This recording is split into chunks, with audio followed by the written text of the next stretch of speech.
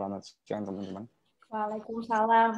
Dan juga di sini ada Mbak Irma Hidayana dari lapor COVID-19. Selamat siang, Mbak. Selamat siang, Mbak Nova. Para narasumber kita pada siang hari ini akan memaparkan terkait evaluasi yang bertujuan untuk perbaikan tata kelola penanganan pandemi COVID-19, yang mana nanti untuk Bang Misbah sendiri dari Seknas Fitra akan memaparkan evaluasi penyerapan anggaran dan kinerja anggaran penanganan pandemi dan program PEN. Kemudian dari ICW akan memaparkan evaluasi pengadaan barang dan jasa dalam keadaan darurat COVID-19. Kemudian juga Mbak Irma akan memaparkan evaluasi penanganan COVID-19 dari perspektif masyarakat sipil, dan juga nanti dari TI ada Bang Agus akan memaparkan potensi risiko korupsi dalam program pemulihan ekonomi nasional. Kegiatan diskusi ini akan berlangsung dari sekarang jam 1 sampai jam 3 untuk pemaparan narasumber masing-masing 15 menit. Kemudian dilanjutkan oleh diskusi dan tanya jawab, kemudian penutupan di jam 3. Semoga kita bisa selesai di tepat waktu. Untuk mempersingkat waktu, saya persilakan kepada narasumber pertama kita yang akan memaparkan pada siang hari ini, yaitu Mbak Irma Hidayana, maaf Bu. Yang akan memaparkan evaluasi penanganan COVID-19 dari perspektif masyarakat sipil. Oke. Kepada Mbak Irma dipersilakan. Baik, terima kasih. Saya langsung aja ya, 15 menit tidak akan saya sia-siakan. Terima kasih banyak undangannya, teman-teman.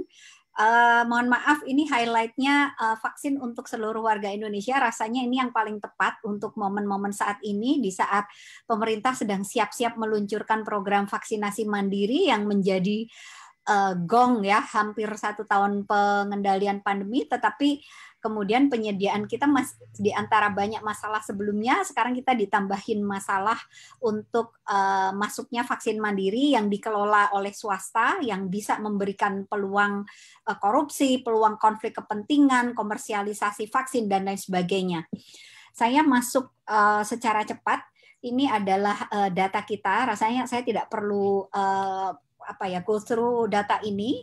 Biasanya setiap hari disampaikan, tetapi sekarang tidak diumumkan seperti biasanya, seperti yang waktu Pak Yuri menyampaikan setiap sore di TV dan lain sebagainya ya, tetapi di-share aja ke teman-teman media gitu. Padahal sebenarnya penting untuk membagikan informasi soal data, perkembangan jumlah kasus, pertambahan berapa orang yang terkonfirmasi, berapa positivity rates, berapa orang yang meninggal, dan lain sebagainya. Karena ini bisa memberikan kontribusi untuk meningkatkan literasi pandemi warga terhadap angka statistik COVID-19. Nah, saya cuma ingin bersama-sama saja. Sebenarnya situasi kita tuh seperti apa sih? Kita tuh sebenarnya masih buruk sekali situasinya. Kalau kita lihat di bagian grafik sebelah kiri ya, saya ambil dari Our World in Data. Di sini kita lihat, saya hanya membandingkan dengan beberapa negara di Asia Tenggara. Saat ini Malaysia itu kasusnya jauh lebih banyak ya daripada Indonesia dan dibandingkan negara-negara lain. Sebelumnya, sebelum Malaysia menyelenggarakan pemilu, kasusnya hampir flat gitu ya, tidak ada pertambahan kasus yang berarti. Tetapi begitu ada klaster pilkada di Malaysia, langsung naik dan tidak terkendali sampai hari ini. Tetapi kita lihat Indonesia juga kasusnya begitu banyak sekali ya, begitu besar jika dibandingkan dengan beberapa negara ini. Nah, tapi kalau kita melihat angka kasus, sebaiknya kita tidak hanya melihat pertambahan kasus baru, pertambahan jumlah orang yang baru. Kita mesti lihat berapa jumlah tes yang sudah dilakukan di Indonesia. Kita lihat ya, Indonesia tesnya kecil sekali. Kalau dilihat besaran kasusnya itu, jadi artinya apa? Kasus yang ditemukan di Indonesia itu ditemukan dengan jumlah tes yang sangat minim. Artinya kalau kita meningkatkan jumlah tes lagi, kemungkinan untuk bertambah kasusnya itu semakin besar juga. Jadi no testing, no cases will be found. Kalau nggak ada tes, nggak akan ketemu kasus. Tapi kalau tesnya sedikit, nggak akan ketemu kasus yang melebihi jumlah ambang tes yang dilakukan. Makanya kalau tesnya agak banyak, jangan-jangan kasus yang bisa ditemukan akan lebih banyak lagi. Nah, ini harusnya nih, makanya penting sekali untuk melihat positivity rate. Berapa jumlah tes yang dilakukan pada hari ini, berapa orang, dan kemudian hasilnya berapa orang yang positif dari hasil tes itu. Nah, 2021 dan kita tuh masih saja mengalami krisis data. Ini datanya memang nggak terlalu update ya, bukan yang terkini, tetapi masih terjadi sampai sekarang. Saya ambil kalau yang paling bawah ini data yang dikumpulkan oleh teman-teman relawan data lapor COVID, ada sekitar lebih dari 150 relawan yang mengumpulkan copy paste satu persatu data statistik dari kabupaten kota, dan kemudian kita masukkan ke dalam sistem, dan kemudian di dashboard itu kita jadi tahu kira-kira jumlah orang, total kasus positif berapa, total kematian berapa, dan lain sebagainya.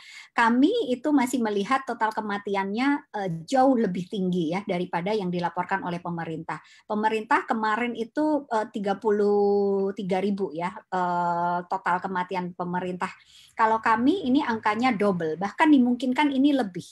Angka 69.473 kematian ini didapat dari kematian yang terkonfirmasi positif, juga kematian probable dan suspek.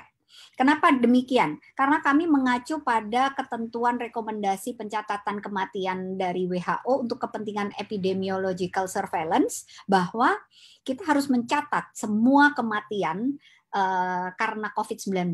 Apakah yang sudah dites PCR ataukah yang belum tetapi menunjukkan tanda-tanda klinis mengarah ke COVID-19.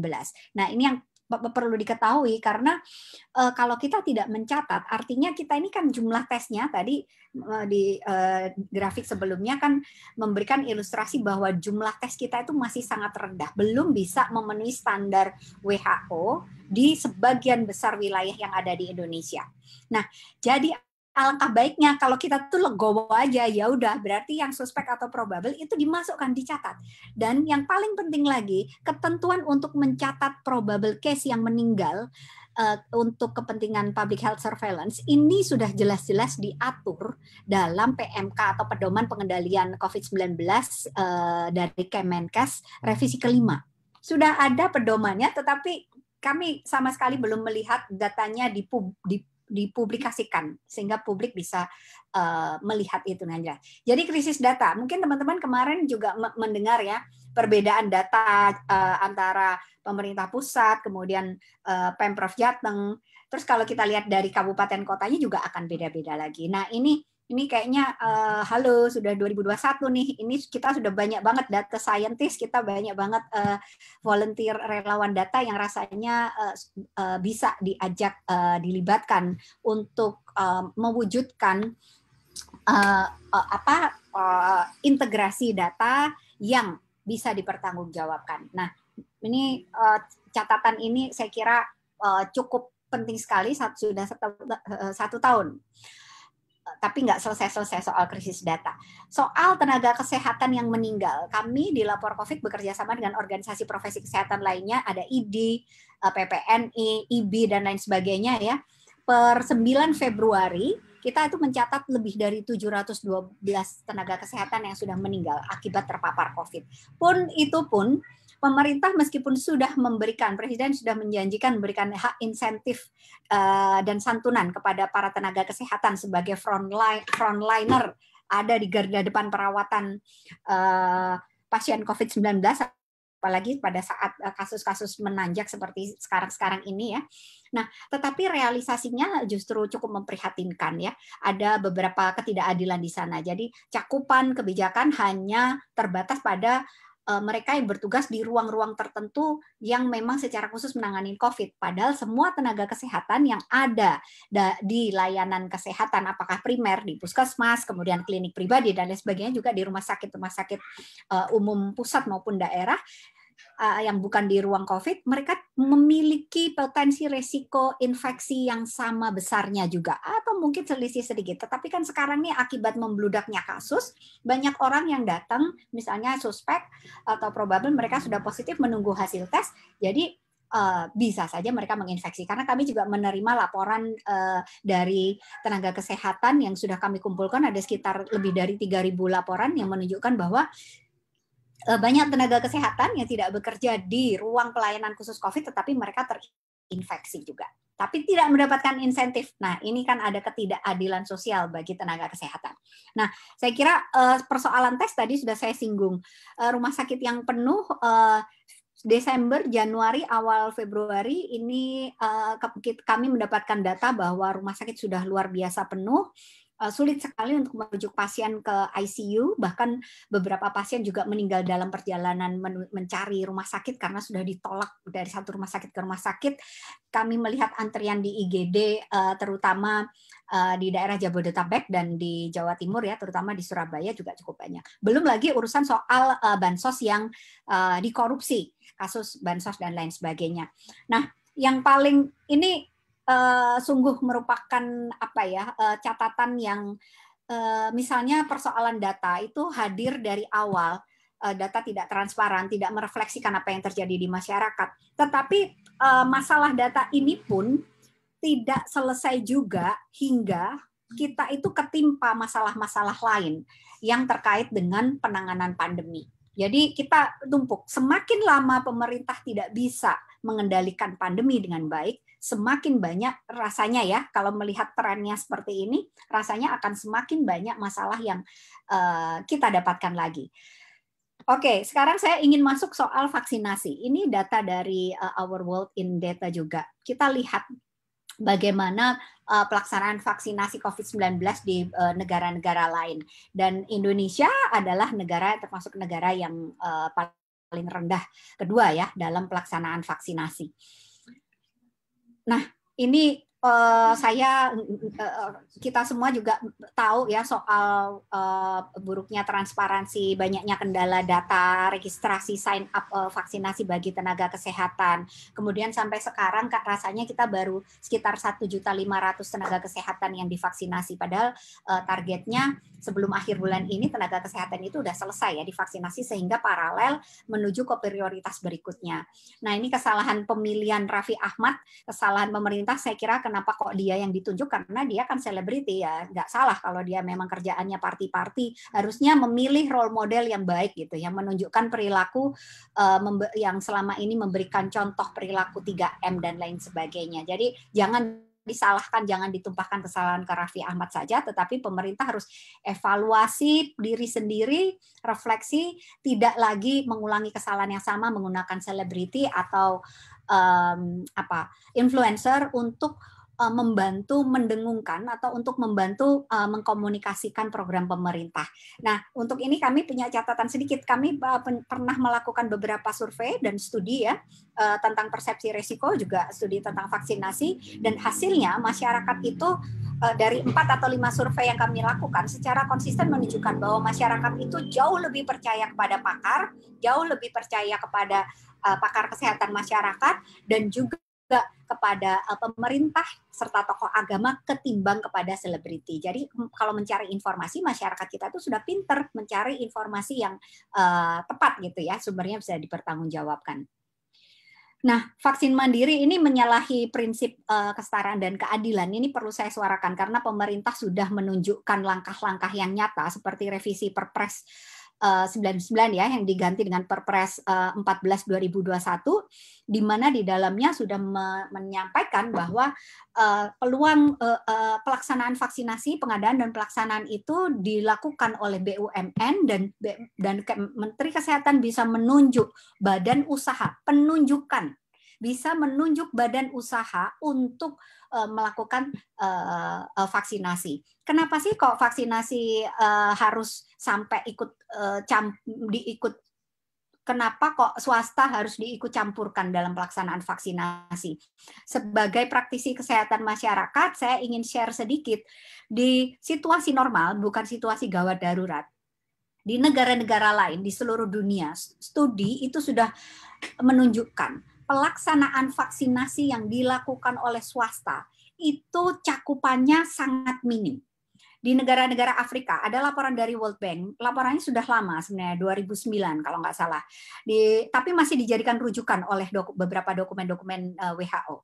Jadi di negara-negara Afrika cakupan vaksinasi yang dilakukan oleh swasta itu cukup rendah, di bawah 20%. Di negara-negara Asia Tenggara bahkan sangat rendah sekali, tidak sampai 15%, dan mereka biasanya hanya mencakup ke perkotaan dan lain sebagainya. Jadi punya keterbatasan. Pelaksanaannya pun juga punya keterbatasan karena apa? Swasta apalagi bukan mereka yang bergerak di bidang kesehatan dan juga obat-obatan dan vaksinasi ya. Mereka tidak memiliki kecakapan, mereka tidak memiliki track record yang baik, tidak memiliki skill untuk menjalankan vaksinasi mandiri ini. Dan ingat, kita saat ini itu berada pada situasi darurat pandemi COVID-19. Dan kesepakatan global itu menunjukkan bahwa ketersediaan vaksin ini harus diberikan secara adil dan merata. Ada prinsip equity, kesetaraan, ada prinsip justice, keadilan, ada prinsip beneficent dan non-maleficent dalam prinsip etika kesehatan masyarakat, di mana semua kebijakan terkait pandemi, termasuk vaksinasi, testing, tracing, itu harus dilakukan berdasarkan prinsip keadilan, memberikan manfaat, dan tidak boleh memberikan implikasi buruk. Vaksin mandiri ini nanti bisa menyebabkan ketimpangan. Jadi karena perusahaan atau sektor swasta itu kalau dibolehin melakukan vaksin mandiri, artinya akses pada vaksin mandiri ini bisa hanya ditentukan oleh afiliasi dengan kemampuan ekonomi atau afiliasi dengan perusahaan swasta, bukan ditentukan oleh resiko paparan infeksi COVID-19 masyarakat. Nah, ini dia yang diwanti-wanti oleh masyarakat global. Bahkan Pak Menkes juga sudah menyampaikan ini, tetapi sayang, kelihatannya ini mau dilanggar juga di negara kita. Saya kira saya ingin mengajak kita semua yang ada di sini untuk sama-sama mengawal pelaksanaan vaksinasi mandiri yang sepertinya beneran bakal bisa terjadi. Karena potensi korupsi, potensi penyalahgunaan kewenangan, kekuasaan, dan lain sebagainya sangat terbuka dengan melibatkan swasta. Belum lagi nanti kita bisa ngecek komersialisasi vaksinasi ini seperti apa gitu. Nah, ini saya kira catatan kita semua ya, komunikasinya selalu positif dan meninabobokan dan lain sebagainya. Padahal harusnya kita pemerintah itu memberikan komunikasi risiko. Oke, itu saja catatan dari saya. Intinya adalah keterbukaan informasi yang akuntabel, informasi yang bisa dipertanggungjawabkan. Kemudian kebijakan yang berbasis data ini masih menjadi PR. Jadi kenapa kok pengendalian pandemi kita itu berlarut-larut? Ya karena jangan-jangan memang kebijakan dan keputusan yang diambil selama ini itu tidak berdasarkan data public health surveillance yang ada, tidak berdasarkan data epidemiologi yang ada. Jadi makanya dibuka. Mungkin jangan-jangan memang berdasarkan kebutuhan ekonomi. Jangan-jangan ya kalau kita lihat, karena memang selama ini narasi mementingkan roda ekonomi dan pertumbuhan ekonomi selalu dikedepankan oleh pemerintah. Dan saya kira sekali lagi saya ingin mengajak teman-teman di sini untuk sama-sama mengawal bahwa vaksin adalah hak seluruh masyarakat Indonesia dan pemerintah adalah pihak yang bertanggung jawab sebagai duty barrier sesuai dengan pasal 25 DUHAM dan juga dilindungi dan dijamin oleh konstitusi kita, tertera dengan jelas di Undang-Undang Kesehatan 36 2009, tertera dengan jelas di Undang-Undang Kekarantinaan Kesehatan. Pemerintah adalah pihak yang wajib memastikan keadilan sosial, terutama dalam hal vaksinasi kepada masyarakatnya. Tidak boleh diserahkan kepada badan usaha yang memiliki potensi membuka ketimpangan dan membuka diskriminasi penerima vaksinasi. Saya kira itu mudah-mudahan waktunya tadi tidak banyak melampaui. Terima kasih. Terima kasih Mbak Irma. Tadi catatannya bahwa dari lapor COVID sendiri, dari Koalisi Masyarakat Sipil itu mencatat bahwa situasi Indonesia saat ini masih buruk, yang mana untuk melihat Mbak Irma mengatakan bahwa tidak melihat jumlah kasus, tetapi melihat juga jumlah tes yang sudah dilakukan, gitu ya Mbak. Kemudian juga tadi masih ada krisis data di tahun 2021 dari evaluasi teman-teman lapor COVID, dan juga teman-teman lapor COVID juga mengajak untuk sama-sama kita mengawal vaksinasi mandiri ini, karena ini memang hak kita semua, seperti itu. Oke, selanjutnya kita ke narasumber berikutnya, ada Bang Misbah Hasan dari Sekmas Fitra. Bang Misbah akan memaparkan materi evaluasi penyerapan anggaran dan kinerja anggaran penanganan pandemi dan program pemulihan ekonomi nasional. Kepada Bang Misbah, dipersilakan. Terima kasih Mbak Nova.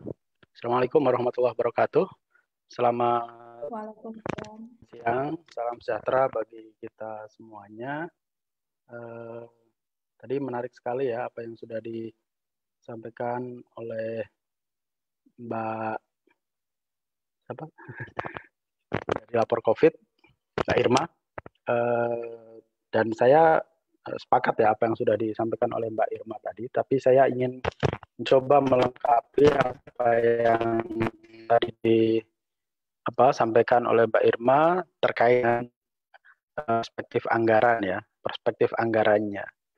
Nah, ini tadi juga sudah dibahas ya, saya tidak perlu melakukan lagi, tetapi kita patut prihatin ya, yang sangat mendalam ya, bahwa hampir 1 tahun ini penanganan COVID, terutama untuk keterpaparan COVID ini belum bisa juga teratasi, meskipun sudah ada berbagai kebijakan ya, PSBB, terus pembatasan kegiatan ya, secara mikro di Jawa dan Bali, dan seterusnya. Tetapi angka keterpaparannya ini masih sangat tinggi, terutama di Januari itu 12.000 sampai 14.000.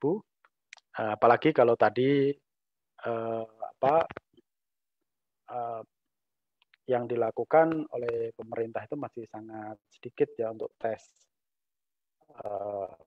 PCR dan seterusnya. Nah, meskipun di minggu-minggu terakhir ini sudah mulai turun ya, rata-ratanya di 9 ribuan di 1 minggu terakhir di Februari ini, tetapi menurut kita itu masih sangat tinggi. Nah, rasio positif kasus COVID ini itu juga masih sangat tinggi, 6 kali lipat dibanding standar yang ditetapkan oleh WHO gitu ya. Nah, implikasinya apa? Implikasi yang sangat terlihat, ini rilis dari BPS terbaru bahwa COVID ini menyebabkan angka kemiskinan di Indonesia ini meningkat luar biasa. Kalau di awal-awal di akhir 2019 itu sudah 1 digit ya, sudah 9, atau 8, bahkan itu di September 2020 rilis terakhir itu jumlah penduduk miskin di Indonesia kembali naik menjadi 27,55 juta jiwa atau sekitar 10,19% ya, atau naik 0,42% dibanding September 2019 sebelum COVID ini. Nah, selain itu, kalau dari aspek ekonomi juga ada kontraksi yang luar biasa, terutama di pertumbuhan ekonomi. Gitu ya. Nah, pertumbuhan ekonomi di kuartal 2 2020 itu minus 5,32, nah, di kuartal 3 itu minus 3,49. Dengan 2 kali minus inilah kemudian Indonesia dinyatakan masuk resesi ekonomi gitu ya. Nah, secara year to year of year itu ini minus 2,07%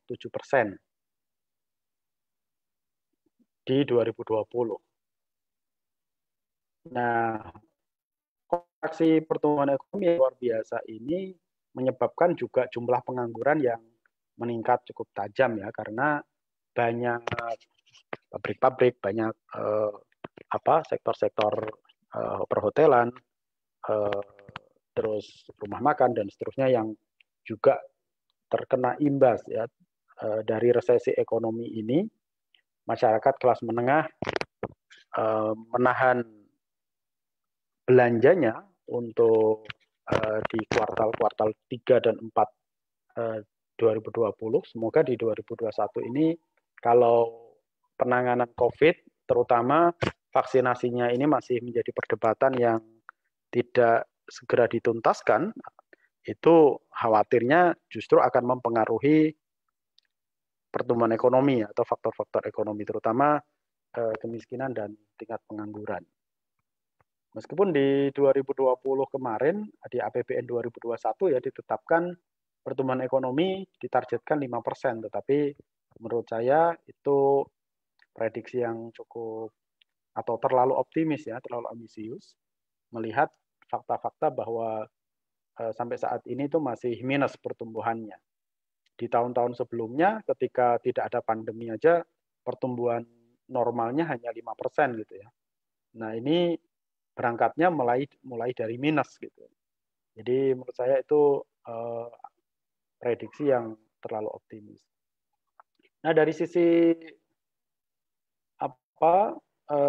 postur APBN, kita tahu bahwa di 2020 itu kontraksi pendapatan negara itu mengalami penurunan luar biasa sehingga menimbulkan defisit anggaran dari minus 307,2 triliun atau 1,8 terhadap PDB menjadi 1.029,2 triliun. Itu perubahan APBN 2020 ya. Dan di 2021 ini masih sama angkanya. Jadi defisit anggaran kita itu masih di atas 1.000 triliun. Nah, ini yang nantinya implikasinya kepada bagaimana menutup defisit ini. Karena total belanja yang diproyeksikan atau ditetapkan oleh pemerintah itu mencapai 2.750 triliun. Jadi pada sisi pendapatan ini terkoreksi sangat dalam, tetapi semangat berbelanjanya ini luar biasa. Nah, ini yang kita perlu pertanyakan, terutama belanja untuk kementerian dan lembaga dan anggaran untuk dari pembiayaan ya melalui PEN, Pemulihan Ekonomi Nasional. Nah, implikasi dari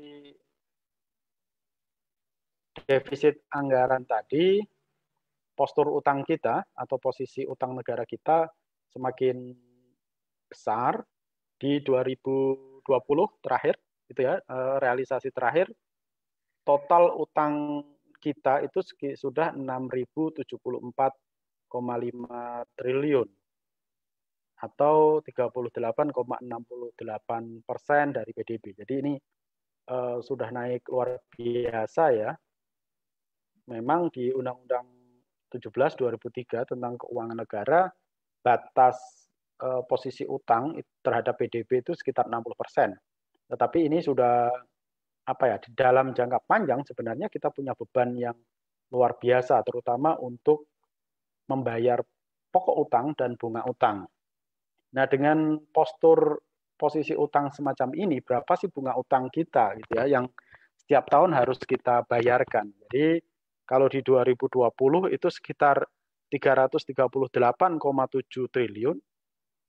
Nah, di 2021 kita harus membayar bunga utang, ini hanya bunganya ya, belum pokok utangnya, itu sekitar 373,2 triliun. Ini setara dengan 20% total pendapatan negara, atau sekitar 13-14% dari total belanja ya, yang tadi naiknya luar biasa. Tetapi untuk membayar utang ini kan dari pendapatan ya. Nah, itu yang perlu dipikirkan karena pembayaran pokok utang itu biasanya memang punya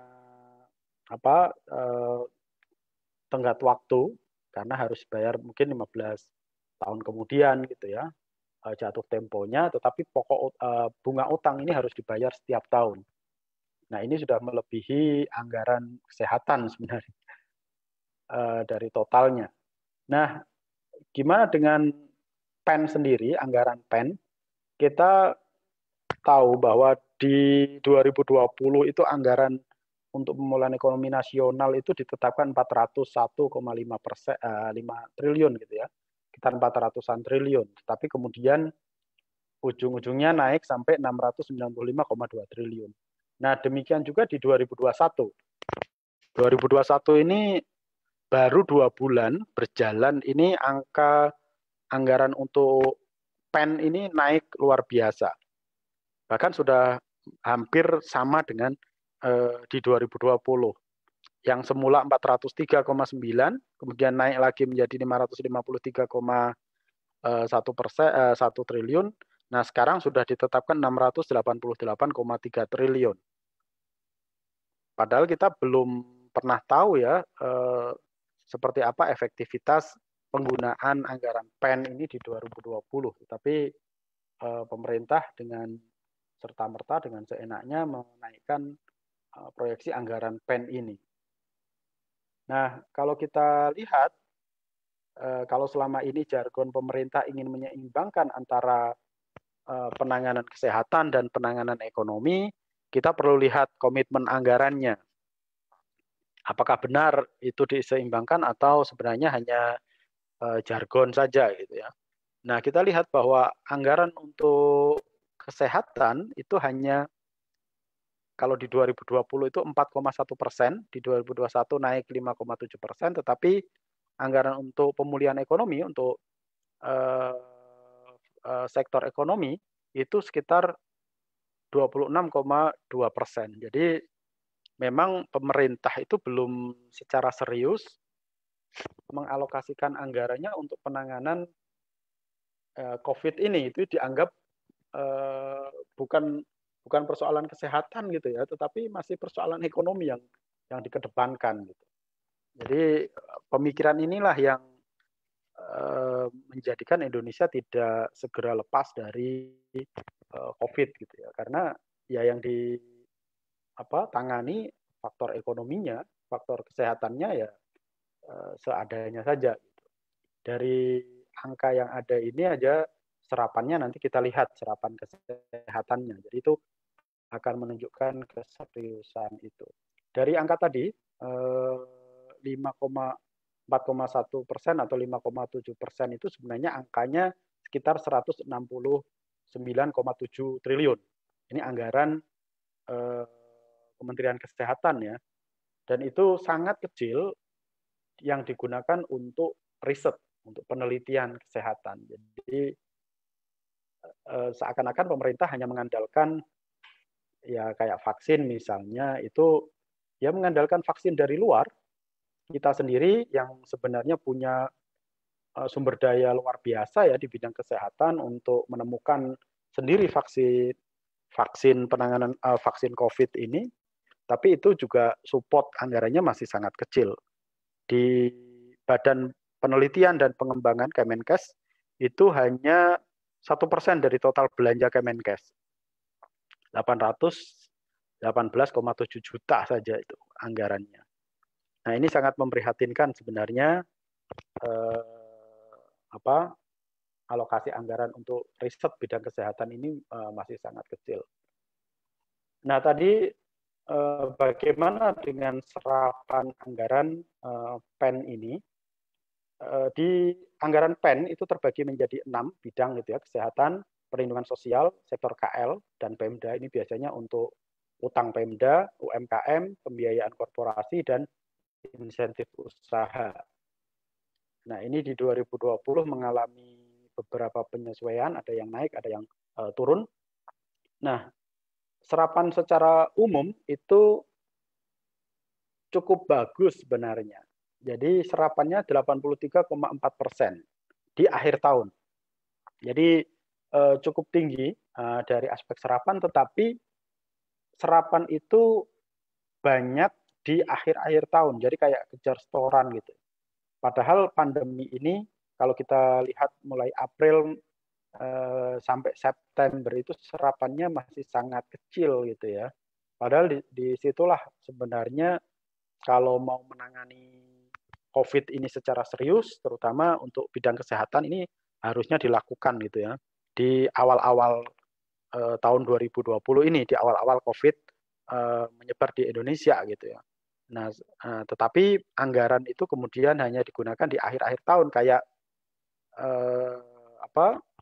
kayak penggunaan anggaran tahun-tahun sebelumnya yang numpuk di akhir tahun. Jadi karakter birokrasi kita juga sama ya, antara ada dengan tidak ada COVID. Jadi sense-nya tidak berubah gitu ya. Nah, ini secara detailnya serapan anggaran penanganan COVID di akhir tahun. Bidang kesehatan itu dari 87 terserap hanya 63 triliun. Perlindungan sosial ini cukup tinggi, bahkan sudah melampaui dari 203,9 menjadi serapannya di atas 100% gitu ya. Nah, yang kecil lagi itu di sektor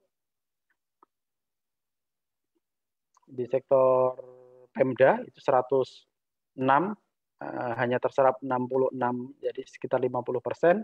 Untuk UMKM dari 123 ini 112, cukup bagus. Dan pembiayaan korporasi itu dari 53 terserap melebihi ya. Dan insentif usaha ini dari 120 hanya terserap 56 atau 50%-nya. Itu ada silpa sekitar 50,9 triliun silpa anggaran ya dari total 695 ini. Itu yang 50,9 triliun inilah yang digunakan untuk pembelian vaksin silpa earmark ini. Jadi digunakan full untuk pembelian vaksin di awal tahun 2021. Nah, ini prosesi belanja kementerian, efektivitas belanja kementerian di Kemenhan masih sangat tinggi. Jadi ini untuk menutup defisit tadi, pemerintah melakukan efisiensi memang, tetapi beberapa kementerian yang terkena efisiensi cukup banyak itu di Kemen PUPR ya. Kalau Kemenhan atau Polri efisiensinya relatif kecil. Yang lain-lain juga sama. Nah, persoalan transparansi ini masih menjadi persoalan sampai sekarang. Meskipun Kemenkyu sudah menerbitkan website ya anggaran COVID, tetapi di dalamnya ini masih sangat minim informasi. Jadi sumber-sumbernya dari mana, digunakan untuk apa, distribusinya seperti apa, itu belum tergambarkan di website kemenkyu.go.id /COVID-19 ini. Jadi masih informasi-informasi umum terkait dengan regulasi dan seterusnya. Nah, dengan begitu ada beberapa rekomendasi ke depan yang penting untuk diperbaiki. Yang pertama adalah rasionalisasi asumsi ekonomi makro ya, soal pertumbuhan ekonomi, terus angka kemiskinan gitu ya, pengurangan kemiskinan, angka pengangguran dan seterusnya. Mengurangi ketergantungan utang luar negeri, utang negara dengan melakukan efisiensi belanja KL, melakukan pengawasan yang ketat, terutama kepada beberapa item tadi ya, PEN gitu. Memfokuskan belanja modal untuk program peningkatan kualitas fasilitas dan fasilitas kesehatan, terutama di masa pandemi ini, dan mempercepat proses vaksinasi gratis oleh pemerintah dibanding melakukan vaksinasi mandiri. Saya pikir itu Mbak Nova yang bisa saya bagikan ya untuk evaluasi 1 tahun penanganan COVID dari perspektif anggaran. Terima kasih. Assalamualaikum warahmatullahi wabarakatuh. Waalaikumsalam. Terima kasih Bang Misbah. Tadi ada beberapa catatan dari kawan-kawan Seknas Fitra, Bang Misbah. Pertama, anggaran baik itu dari anggaran penanganan COVID maupun PEN masih untuk kesehatan masih tergolong sedikit ya Bang, tergolong rendah gitu. Kemudian juga ada kecenderungan bahwa penghabisan anggaran gitu di akhir tahun kayak gitu ya Bang. Di mana di akhir tahun serapannya cenderung tinggi. Kemudian juga terkait transparansi belum optimal. Dan kalau tadi teman-teman dari lapor COVID itu mengajak kita untuk mengawal vaksinasi mandiri, dari Seknas Fitra juga merekomendasikan untuk agar pemerintah mempercepat proses vaksinasi gratis oleh pemerintah dibandingkan dengan melakukan vaksinasi mandiri. Ini semoga bisa tersampaikan ya Bang rekomendasinya ke pemerintah terkait.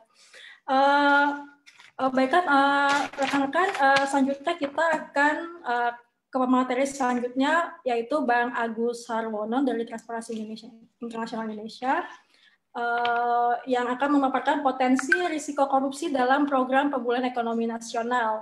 Sambil mendengarkan paparannya Bang Agus, mungkin rekan-rekan sambil bisa mengisi daftar hadir yang ada di kolom chat.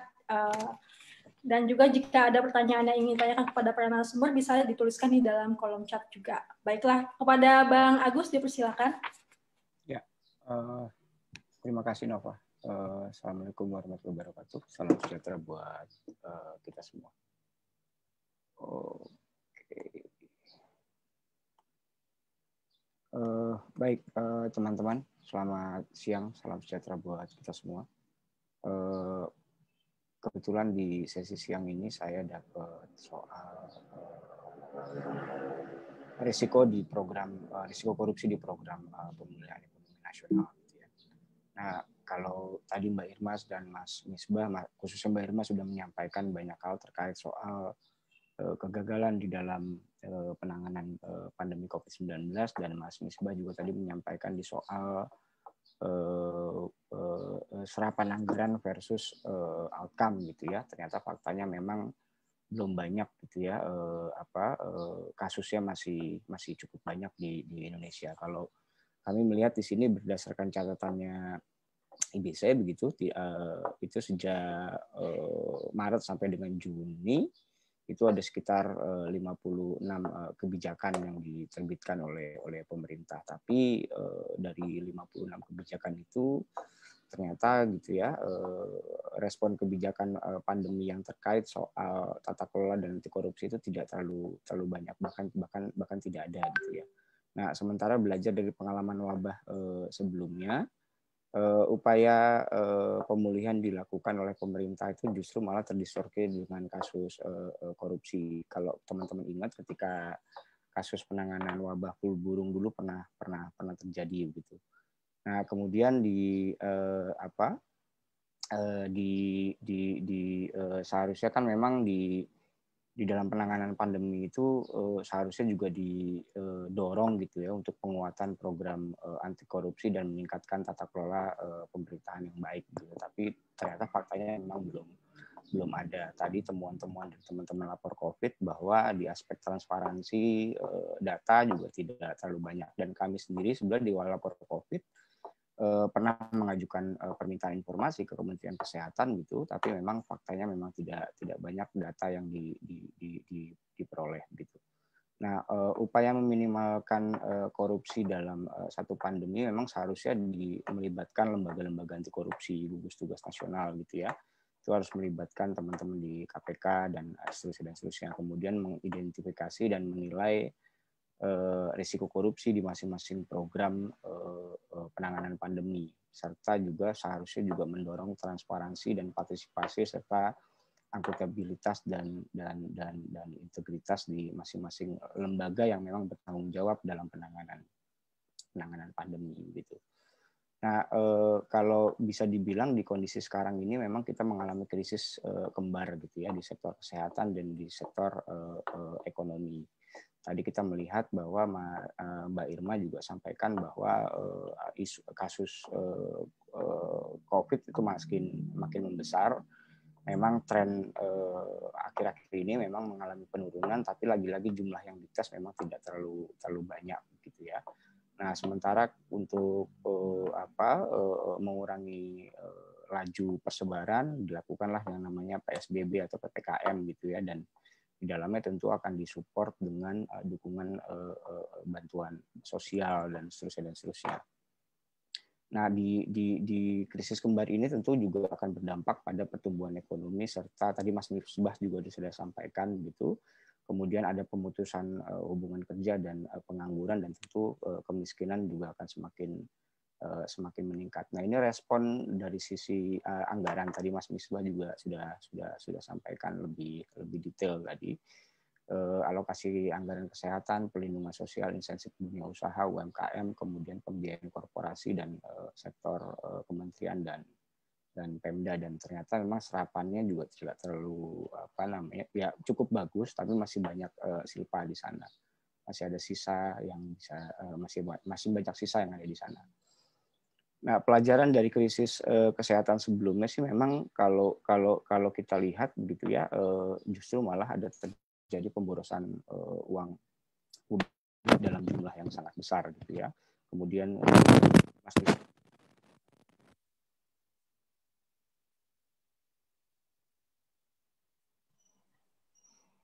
Halo? Suaranya hilang, Bro. Halo?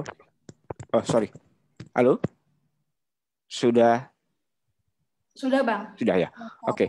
Nah, minimnya informasi juga tentu akan berdampak dalam pengawasan di level masyarakat. Nah, kami juga mencurigai bahwa di dalam pengambilan kebijakan gitu ya, itu dipengaruhi oleh kelompok industri. Nah, kalau dari sisi global gitu ya, pelajaran dari sisi global gitu, beberapa respon kebijakan pandemi memang kurang mempertimbangkan tata kelola dan program anti korupsi dalam tiap-tiap langkah yang ditempuh oleh pemerintah. Sementara di Indonesia tadi sudah saya mention bahwa ketika wabah flu burung dulu itu ditaksir kerugian negaranya mencapai 63,9 9 miliar.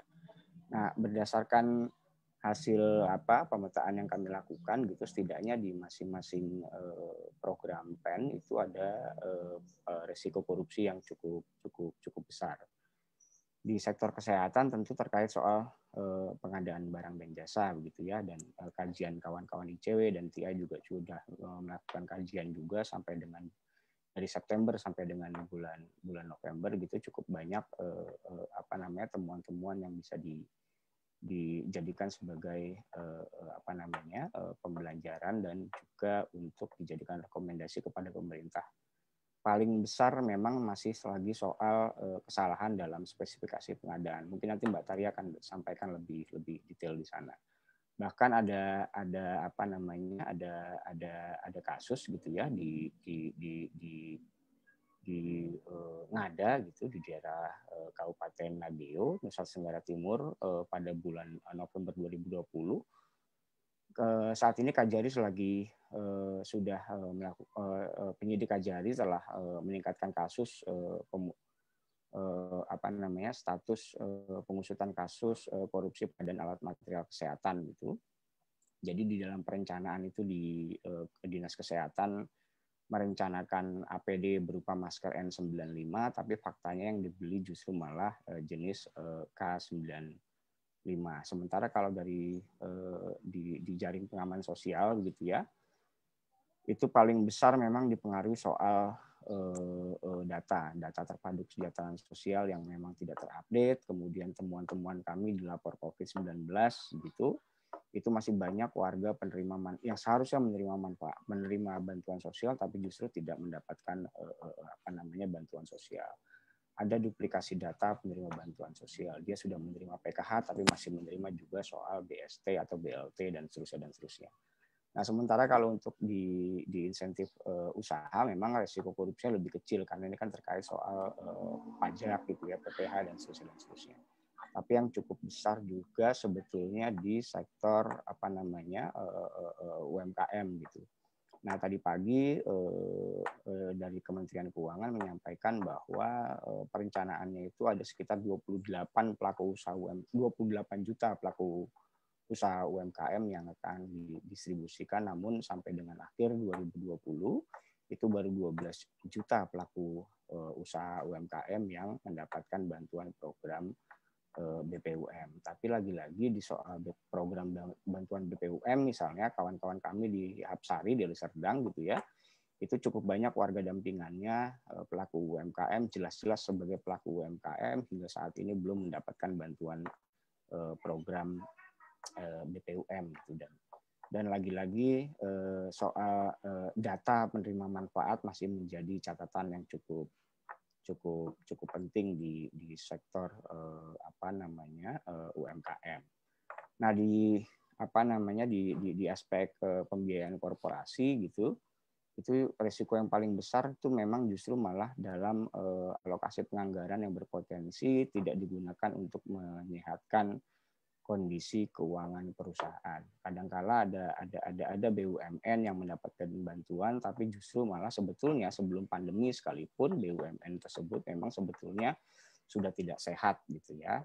Ada beberapa catatan kami begitu dalam riset yang dilakukan oleh TI di dalam Transparency of Corporate Reporting, setidaknya itu BUMN itu memiliki 3 dimensi sebetulnya: program anti korupsi, kemudian transparansi struktur organisasi perusahaan, kemudian laporan keuangan antar negara. Nah, pertanyaannya adalah dari 11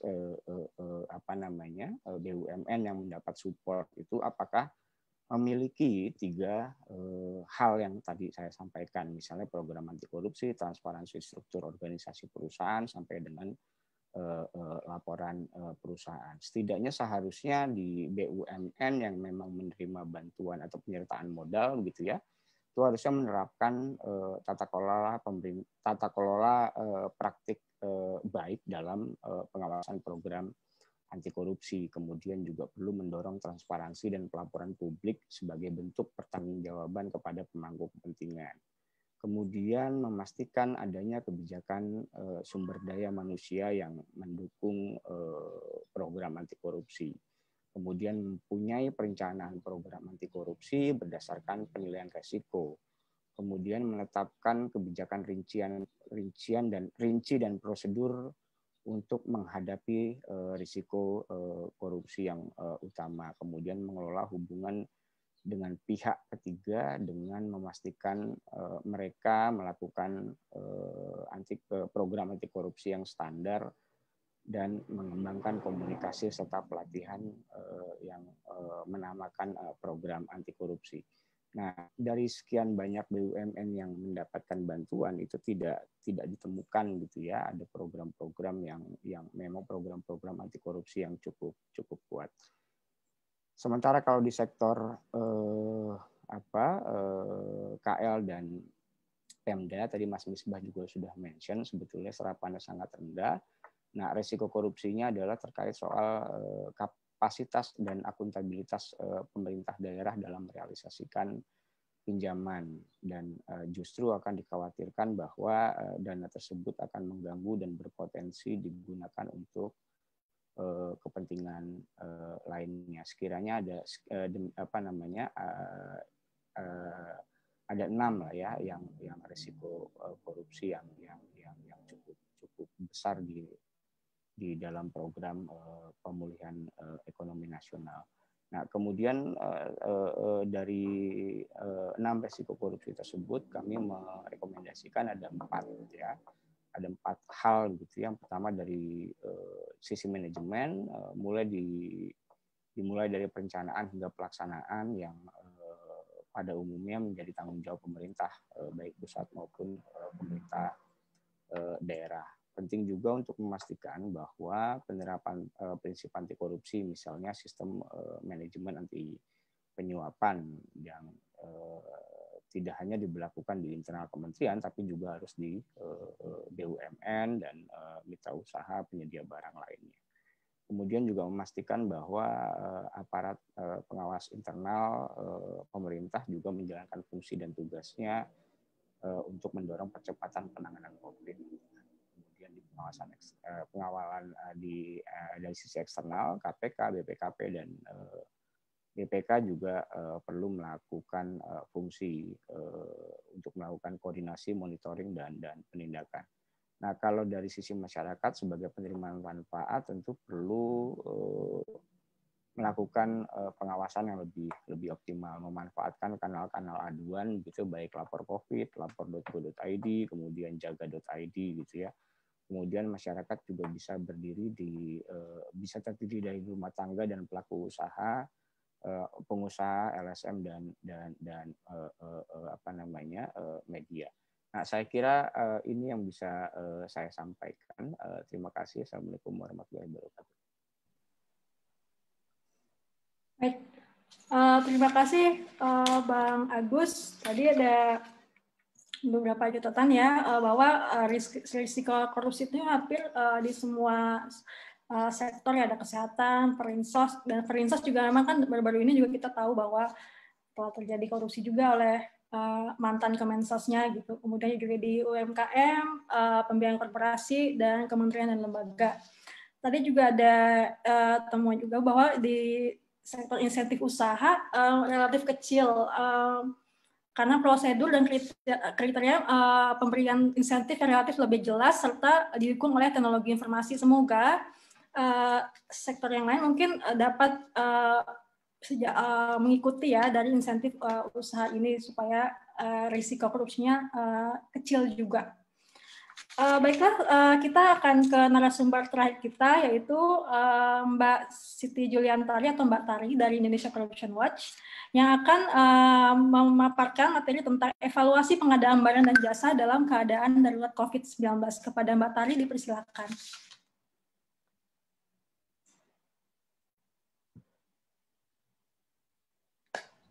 Ya, terima kasih Mbak Nova. Saya izin share screen.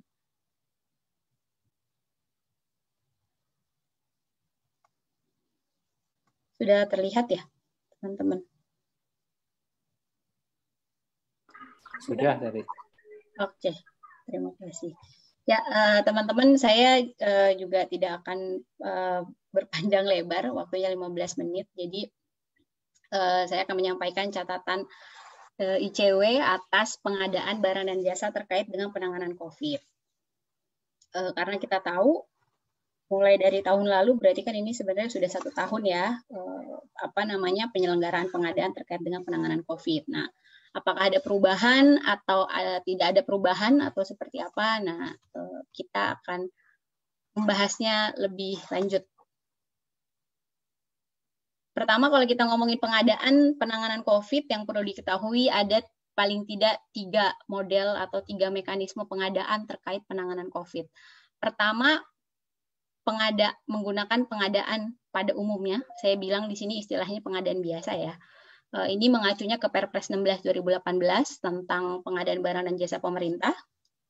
Kemudian pengadaan darurat, ini adalah pengadaan yang menggunakan metode darurat sesuai dengan pasal 59 di Perpres 16, yang kemudian diperinci lagi di peraturan LKPP di nomor 13 tahun 2018. Diperjelas lagi di tahun lalu ada surat edaran LKPP, dan kemudian untuk pengadaan darurat ini juga ada surat edaran Kepala BPKP nomor 6 dan 12 terkait dengan proses audit ya, audit terkait dengan pengadaan darurat gitu. Dan yang terakhir adalah pengadaan vaksin. Nah, pengadaan vaksin ini modelnya beda dari yang 2 ini, mereka punya aturannya sendiri.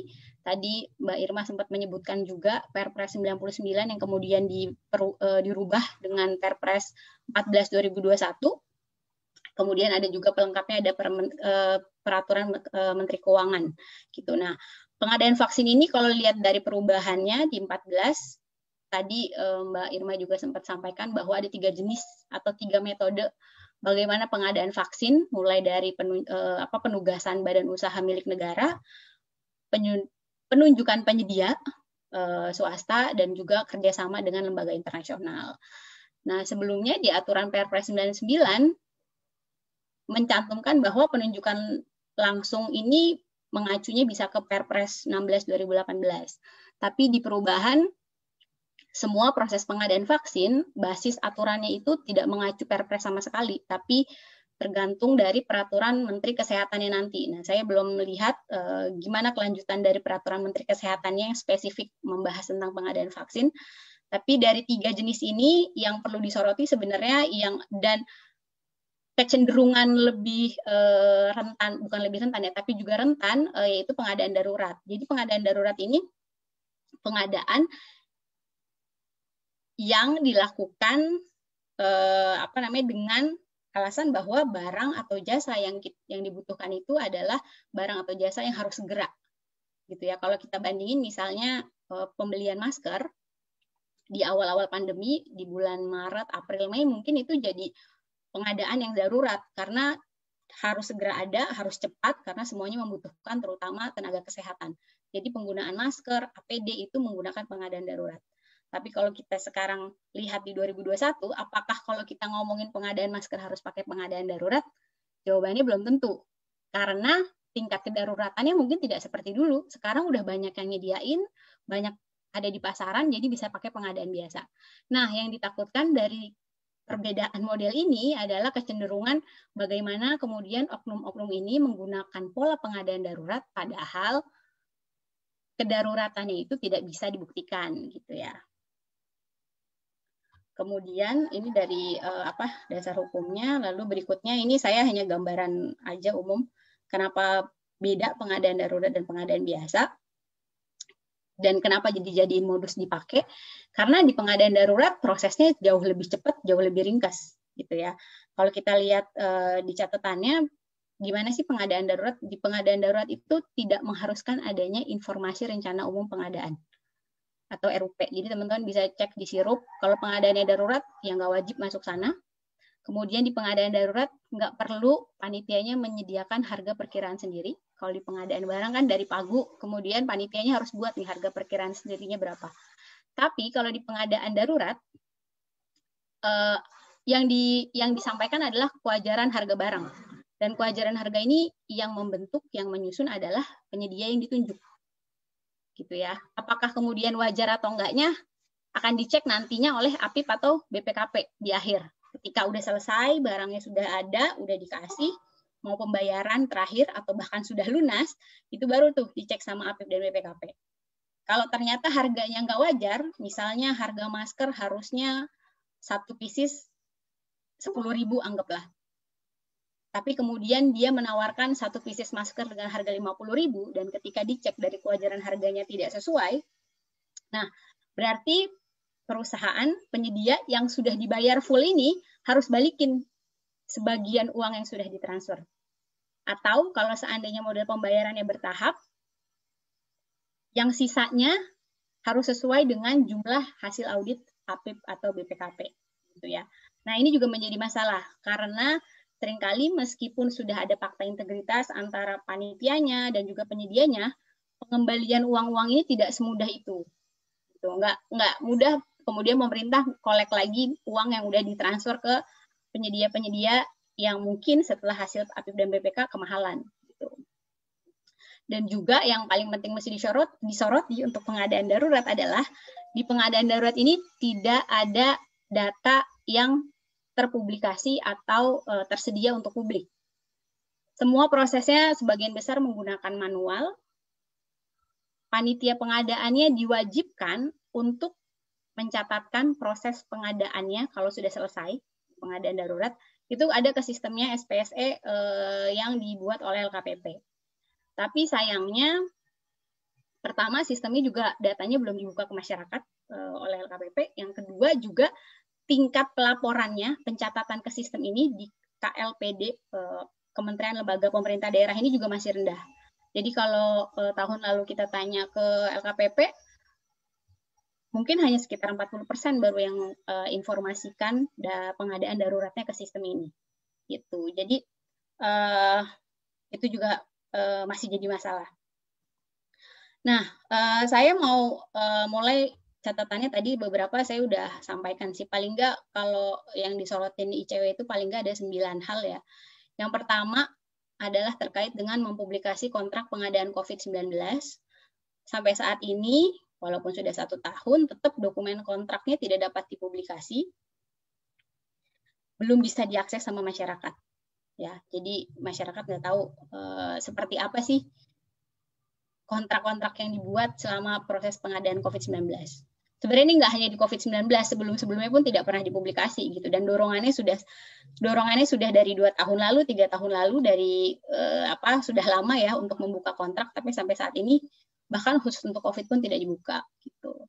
Lalu kalau kita tidak bicara, kita turunin deh standarnya, oke kita nggak minta kontrak, tapi kita turunin, kita mau tahu untuk pengadaan terkait penanganan COVID itu perusahaannya siapa aja, alamatnya di mana, nilai kontraknya berapa, spesifikasinya apa sih yang dibeli, dan jumlahnya berapa banyak gitu ya, kita turunin. Kalau untuk pengadaan yang tadi saya sampaikan pakai mekanisme biasa, poin A sampai C itu cenderung bisa dilihat teman-teman di LPSE masing-masing. LPSE Kementerian Kesehatan, LPSE Kementerian Keuangan mungkin kalau dia ngadain terkait COVID juga, LPSE pemerintah daerah masing-masing teman-teman bisa lihat itu tersedia. Tapi lagi-lagi kalau kita bilang spesifikasi dan jumlah itu juga belum tersedia walaupun pakainya pengadaan biasa. Jadi misalnya kita tahu bahwa oh ya pemerintah beli masker 1,6 miliar. Berapa banyak maskernya? Masker yang jenis apa sih, model apa? Itu sampai sekarang juga masih jadi misteri ya. Yang tahu ya hanya panitia pengadaannya aja. Kemudian kalau kita lihatnya di pengadaan darurat, dari poin A sampai E ini nggak ada yang terpublikasi sama sekali.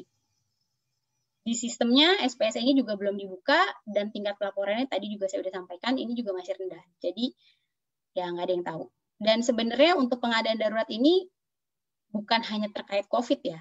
Jadi kalau kita misalnya lihat selama ini pengadaan-pengadaan darurat di Indonesia, baik itu daruratnya terkait dengan penanganan bencana alam lain, gitu, misalnya tanah longsor, gempa bumi, dan lain-lain, ini datanya juga nggak pernah dibuka. Jadi dorongannya sebenarnya bukan hanya pas COVID ini aja, tapi harusnya seluruh pengadaan darurat, baik itu yang terkait COVID ataupun tidak, ini harusnya sudah mulai dibuka. Gitu. Karena ini ruang abu-abu banget nih, nggak ada yang tahu kayak gimana. Masyarakat nggak bisa lihat informasinya seperti apa. Dan seringkali mungkin beberapa anggaran yang besar dengan dalih dan alasan darurat, akhirnya juga menggunakan pengadaan darurat dan datanya nggak terbuka. Gitu. Nah, kita pernah lihat salah satu daerah yang mempublikasi data pengadaan daruratnya, mulai dari obat, siapa perusahaannya, berapa banyak, tablet yang dibeli, berapa botol gitu ya, itu pernah ada di Dinas Kesehatan Kalimantan Barat. Kenapa saya bilang pernah? Karena kalau dicek datanya, itu terakhir Agustus 2020. Jadi kalau dilihat keterbaruan data, sekarang ya sepertinya belum diupdate gitu ya. Gitu. Lalu poin ketiga terkait dengan mempublikasi penerima manfaat atau beneficial ownership dari perusahaan yang mendapatkan kontrak. Ini juga sepertinya hanya masih jauh ya, karena data pengadaannya aja nggak dibuka, BO-nya juga sampai sekarang yang nggak dibuka. Jadi kita nggak bisa juga menelusuri lebih jauh perusahaan ini sebenarnya siapa sih yang dapat untung. Kalau kita mau terusin lebih jauh ya, di pengadaan-pengadaan darurat ini jangan-jangan dalam proses penanganan pengadaan COVID ini hanya aktor-aktor tertentu aja nih sebenarnya ujung-ujungnya yang memenangkan atau yang mendapatkan keuntungan gitu ya dari pengadaan terkait dengan COVID. Lalu yang keempat ini terkait dengan mempublikasi data distribusi alat material kesehatan. Jadi kalau kita lihat di BNPB itu tahun lalu sering mempublikasi infografis, tapi kalau nanti kita lihat infografisnya, saya akan tunjukin. Infografisnya itu menurut kami tidak informatif dan sangat tidak rinci. Gitu. Kami pernah melakukan pemantauan dan pengecekan terkait data-data distribusi ini yang kami dapat dari infografis BNPB, ngecek ke daerahnya, ngecek kemudian diturunin lagi ke puskesmas yang nerima gitu ya. Kami nemuin beberapa beda datanya antara data yang katanya dikasihnya misalnya 10, ternyata diterimanya nggak 10 gitu. Itu tingkat distribusi di nasional. Kalau kita turunin di daerahnya gimana di tingkat daerah? Informasinya juga nggak bisa diakses. Beberapa teman-teman jaringan juga di daerah akhirnya perlu melakukan permintaan informasi dan itu pun belum tentu diberikan. Gitu. Jadi kalau seandainya pemerintah mengklaim datanya bahwa sudah sekian juta didistribusikan alat material kesehatan, sebaiknya juga diberikan bukti yang lebih jelas atau lebih real gitu ya. Kemana aja, detailnya kemana saja, daerahnya mana saja, berapa pieces, kemudian dari daerah yang menerima disalurkan lagi kemana gitu. Lalu yang berikutnya, poin kelima, internal audit rutin terhadap pengadaan COVID. Nah, untuk pengadaan yang menggunakan metode biasa tadi, ini tidak ada internal audit langsung. Jadi ya udah, ikutnya adalah audit tahunan, audit BPK yang mungkin sering kali dilakukan ya. Tapi kalau untuk pengadaan darurat, memang di dalam aturannya juga ada porsi tersendiri untuk review dan audit tujuan tertentu oleh APIP. Gitu. Tapi sayangnya kalau nanti kita bahas nih di poin 7, temuannya gimana, bisa diakses apa enggak? Nah, kalau untuk yang APIP ini tidak dapat diakses. Sedangkan kalau yang nomor 6, kita ngomongin audit khusus anggaran, BPKP juga dia terlibat untuk yang pengadaan darurat. Tapi kalau untuk yang BPK, hasil auditnya sampai saat ini sepertinya belum selesai. Wacananya sudah dari akhir tahun lalu akan dilakukan, dan rencananya sebenarnya akhir Januari ya kalau saya nggak salah. Tapi sampai saat ini belum selesai. Untuk yang audit BPK, umumnya bisa diakses oleh masyarakat, gitu ya, mengajukan permintaan informasi atau bahkan seringkali kadang juga dipublikasi di website gitu. Lalu kemudian yang poin ke-8 adalah mempublikasi data pembelian vaksin dan distribusinya ke setiap instansi. Nah, kalau kita cermati juga, tidak ada kanal yang cukup informatif yang memberikan informasi, kemudian berapa banyak vaksin, dari mana saja, dan sudah didistribusikan kemana saja, secara terperinci dan mungkin real time. Kalau kita buka website pedulilindungi.id, covid.go.id, atau bahkan di BNPB, di Kemenkes, ini nggak ada data yang mempublikasi secara rinci. Ini sama kayak tadi ya, alat material kesehatan, permasalahannya sama gitu. Jadi pertanyaannya apakah tidak mungkin gitu? Karena pemerintah ini kan mengklaimnya sudah 1 juta, sudah sekian banyak terpenuhi tenaga kesehatan. Kalau memang ada datanya, kenapa tidak dibuka data yang kemudian pemerintah punya, yang rinci, dibuka kepada masyarakat? Gitu.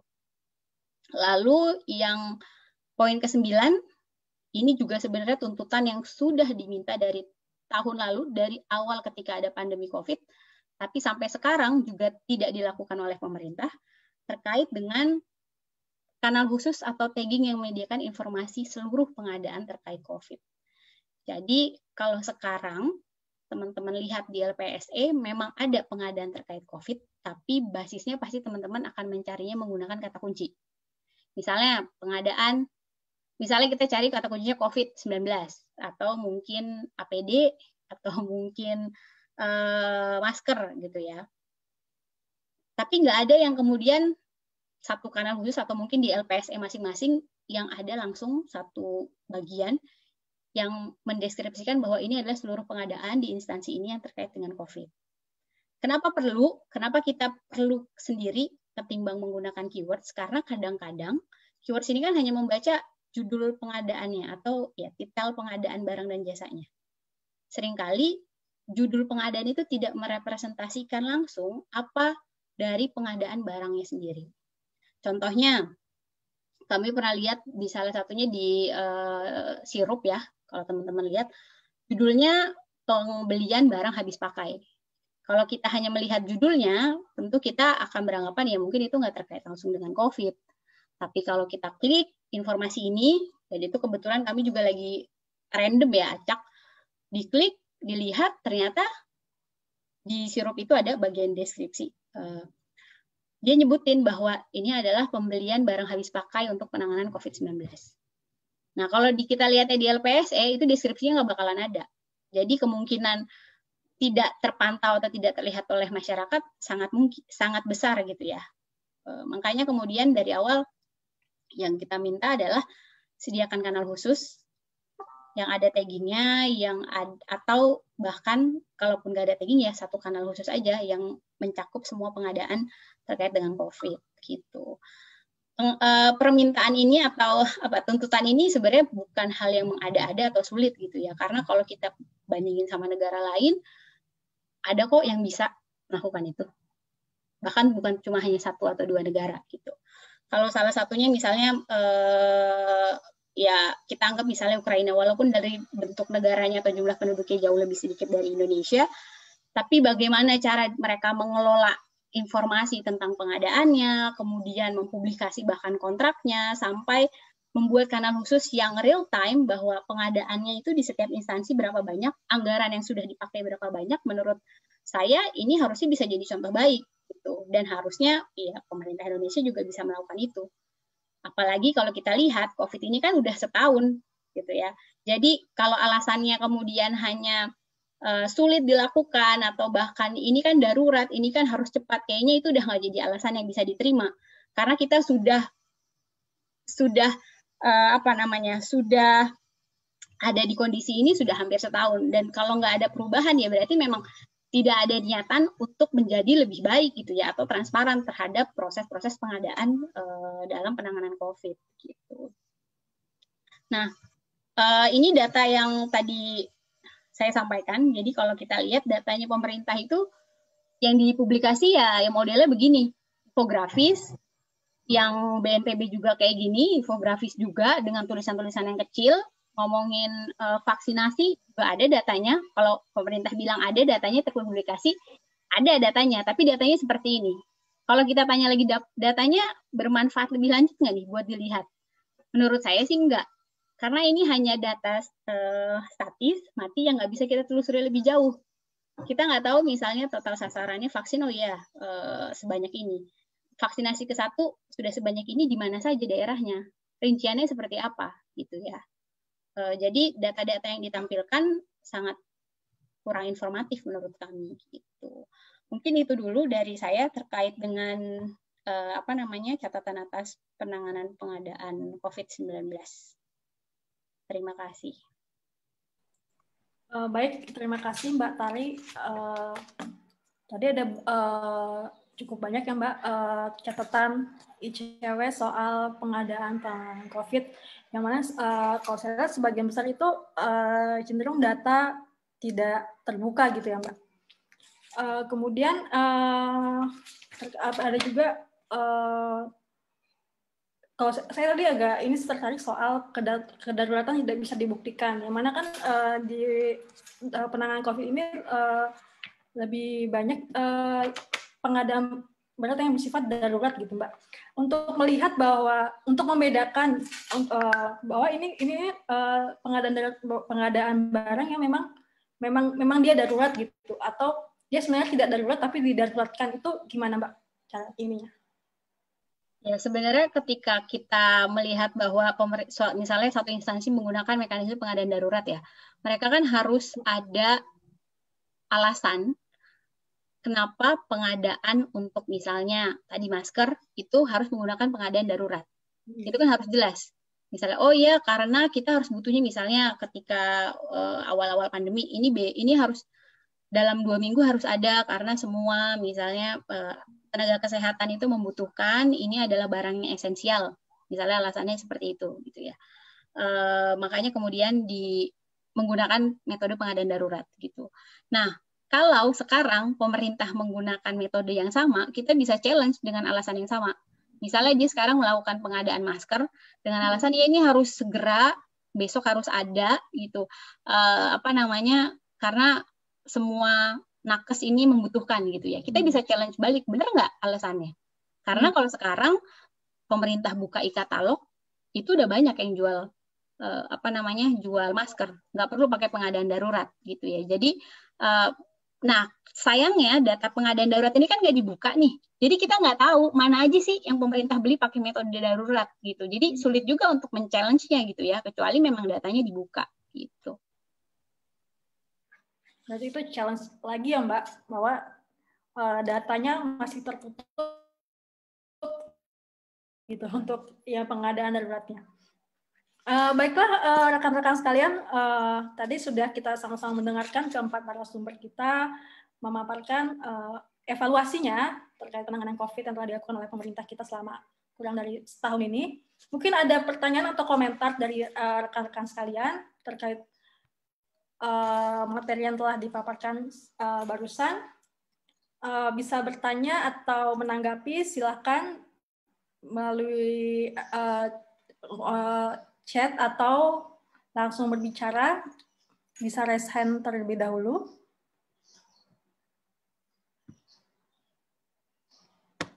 Dari di sini ada,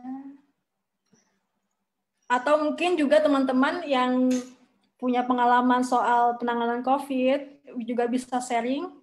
Oh, di sini sudah ada Mas Miju Primus Bengkel Apek ya. Silakan Mas. Ya, selamat sore. Selamat sore. Ya, ini Om Largus. Saya menggunakan akunnya Pak Miju, kami satu dapur jadi. Ya, terima kasih banyak. Ada beberapa hal yang saya mau sampaikan berdasarkan pengalaman praktis kami belakangan. Perlu direfleksikan atau dievaluasi itu adalah kerjasama lintas instansi. Kerjasama lintas instansi terutama bagaimana supaya antar instansi itu harus memiliki data juga tentang pegawai yang terpapar. Sebagai salah satu contoh misalnya, beberapa hari lalu itu salah satu pasien yang sedang melakukan isolasi mandiri itu dia terpaksa harus keluar rumah untuk menyelesaikan dokumen pemeriksaan BPK. Dan itu dampaknya itu adalah masyarakat di sekitar itu mengalami kepanikan yang cukup serius gitu. Nah, itu yang pertama. Lalu yang kedua berkaitan dengan vaksinasi. Untuk saat ini dan juga yang tadi disampaikan oleh narasumber itu bahwa ada prioritas. Kalau belakangan prioritasnya itu tenaga kesehatan, kemudian tahap kedua itu sudah masuk ke pihak penyelenggara layanan publik. Lalu yang berikut, kita di NGO ini kapan? Kenapa tidak diprioritaskan? Karena saya merasa bahwa kita NGO, terutama kami di tingkat basis ini, interaksi dengan masyarakat di desa itu sangat rutin gitu, sangat rutin. Nah, ini sangat beresiko dari sisi kesehatan dan juga dari sisi kerja-kerja kita gitu. Sehingga menurut saya untuk proses vaksinasi ini kalangan kita juga harus diperlakukan sama seperti Dewan Pers yang hari ini sangat bergembira sekali mereka diprioritaskan gitu. Nah, terus yang ketiga, saya juga sedikit bagi pengalaman hari ini kami cukup aktif untuk membantu memastikan penanganan pasien COVID di rumah sakit di daerah kami.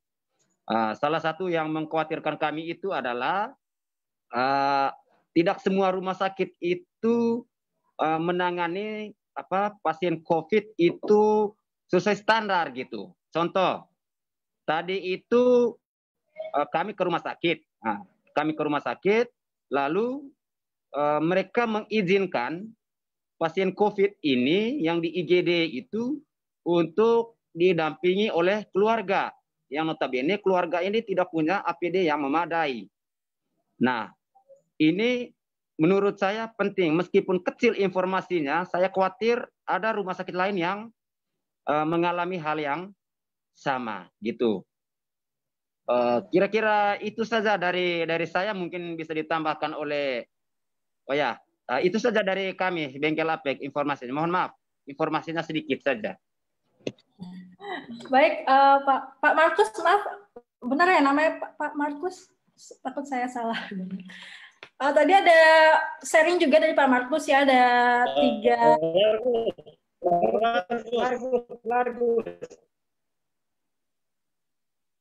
Ya. Ya, tadi ada 3 catatan yang disaring oleh Pak Markus. Maaf kalau saya salah pengucapan nama. Pertama ada Di chat ada Larkus. Oh, Largus. Largus. Pak Largus, yaitu kerjasama lintas diharapkannya adanya kerjasama lintas instansi supaya antar instansi memiliki data tentang pegawai yang terpapar, karena tadi ada kasus pegawai instansi yang ke kantor gitu ya Pak, dan bertemu dengan masyarakat sipil di sana. Kemudian juga tadi ada untuk saat ini ada diharapkannya juga dari Pak Largus ini adanya prioritas untuk NGO, karena NGO juga merupakan pihak yang berinteraksi sangat tinggi baik kepada masyarakat sipil, terutama di NGO yang melakukan pendampingan di tingkat desa gitu ya Pak. Kemudian juga tadi juga ada laporan juga bahwa tidak semua rumah sakit menangani COVID sesuai standar. Tadi ada keluarga pasien yang tidak menggunakan APD menjaga atau menjenguk pasien tersebut, pasien COVID. Mungkin ada narasumber yang ingin menanggapi tadi beberapa catatan dari Pak Largus, atau mungkin dari peserta lain ada yang ingin juga bercerita atau menanggapi atau bertanya tentang penanganan COVID-19 ini.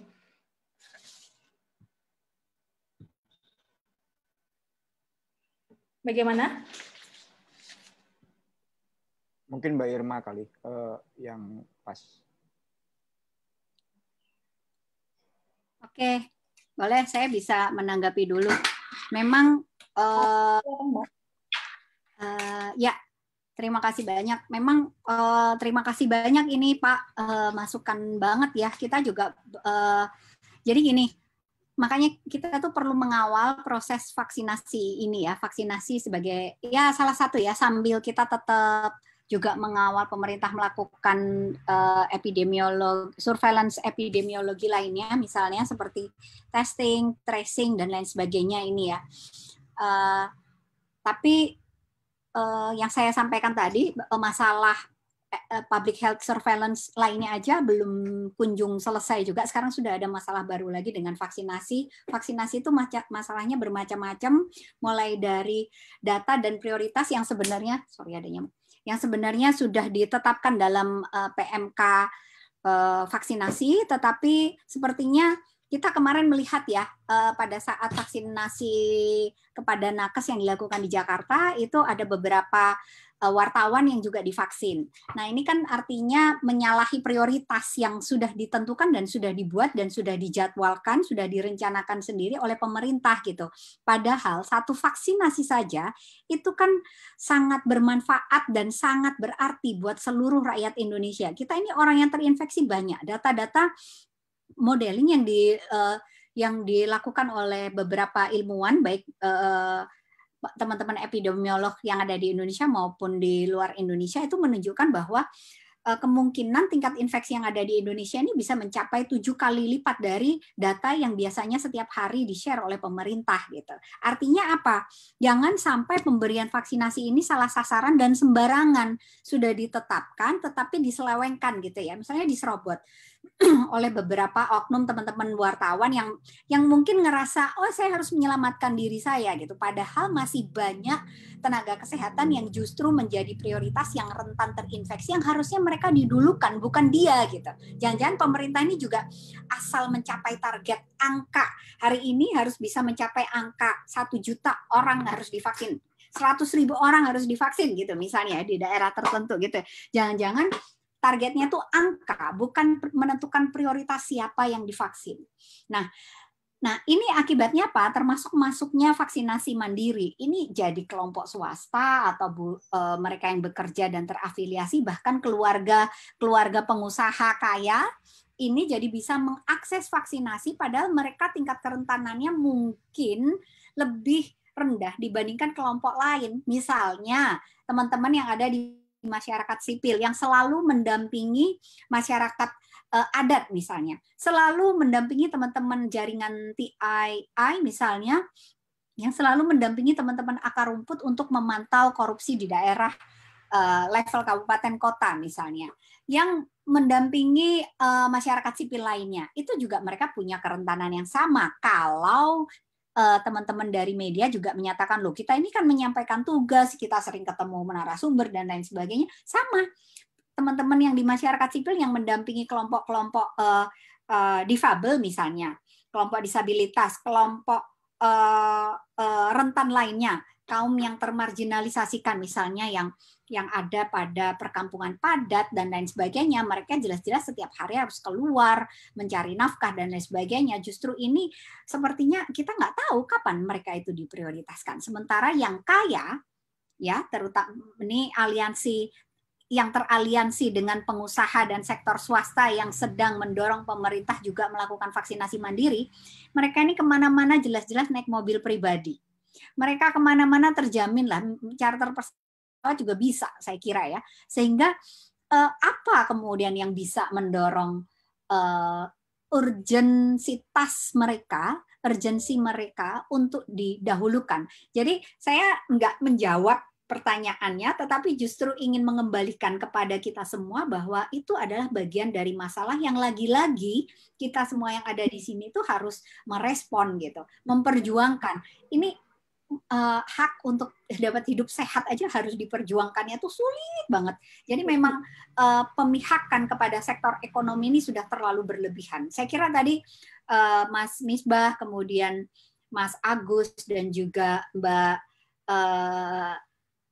Juli dari ICW sudah menyampaikan ya, sebenarnya refokusin anggaran, kayaknya kalau dipilah-pilah itu masih bisa diupayakan gitu, tanpa mengambil jalan pintas solusi untuk mengajak industri gitu.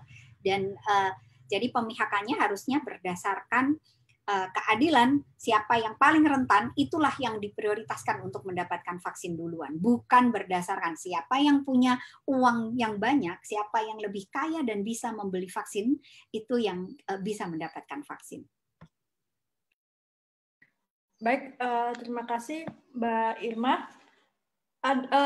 Rekan-rekan lain ada yang ingin menanggap bercerita atau bertanya? Atau para narasumber ingin menanggapi? Saya nanggapin, Mbak. Boleh ya? Oke. Ya, memang kalau tadi ditanyakan oleh Bang Largus ya, terkait dengan koordinasi antar KL, bahkan sampai ke level dinas, terkait dengan informasi ASN yang terpapar, misalnya, ini yang masih sangat sulit ya. Kita belum ada, meskipun ada informasi setiap bulan sebenarnya yang dikeluarkan oleh Satgas Covid terkait dengan berapa sih di masing-masing KL itu yang terpapar, tetapi memang tidak ada informasi yang relatif reguler gitu ya, yang bisa kita dapatkan sehingga kementerian tersebut perlu tindakan-tindakan yang misalnya apakah harus lockdown khusus untuk kementerian tertentu misalnya, itu kan belum ada gitu ya.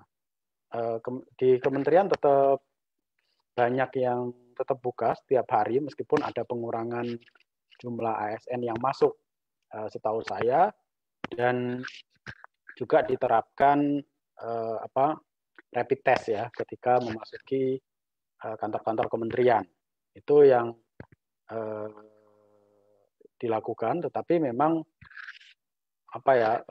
aktivitas di kementerian juga masih relatif sama ya. Banyak juga yang masih melakukan perjalanan dinas ke berbagai daerah gitu ya, yang itu juga mempunyai resiko tinggi terhadap keterpaparan maupun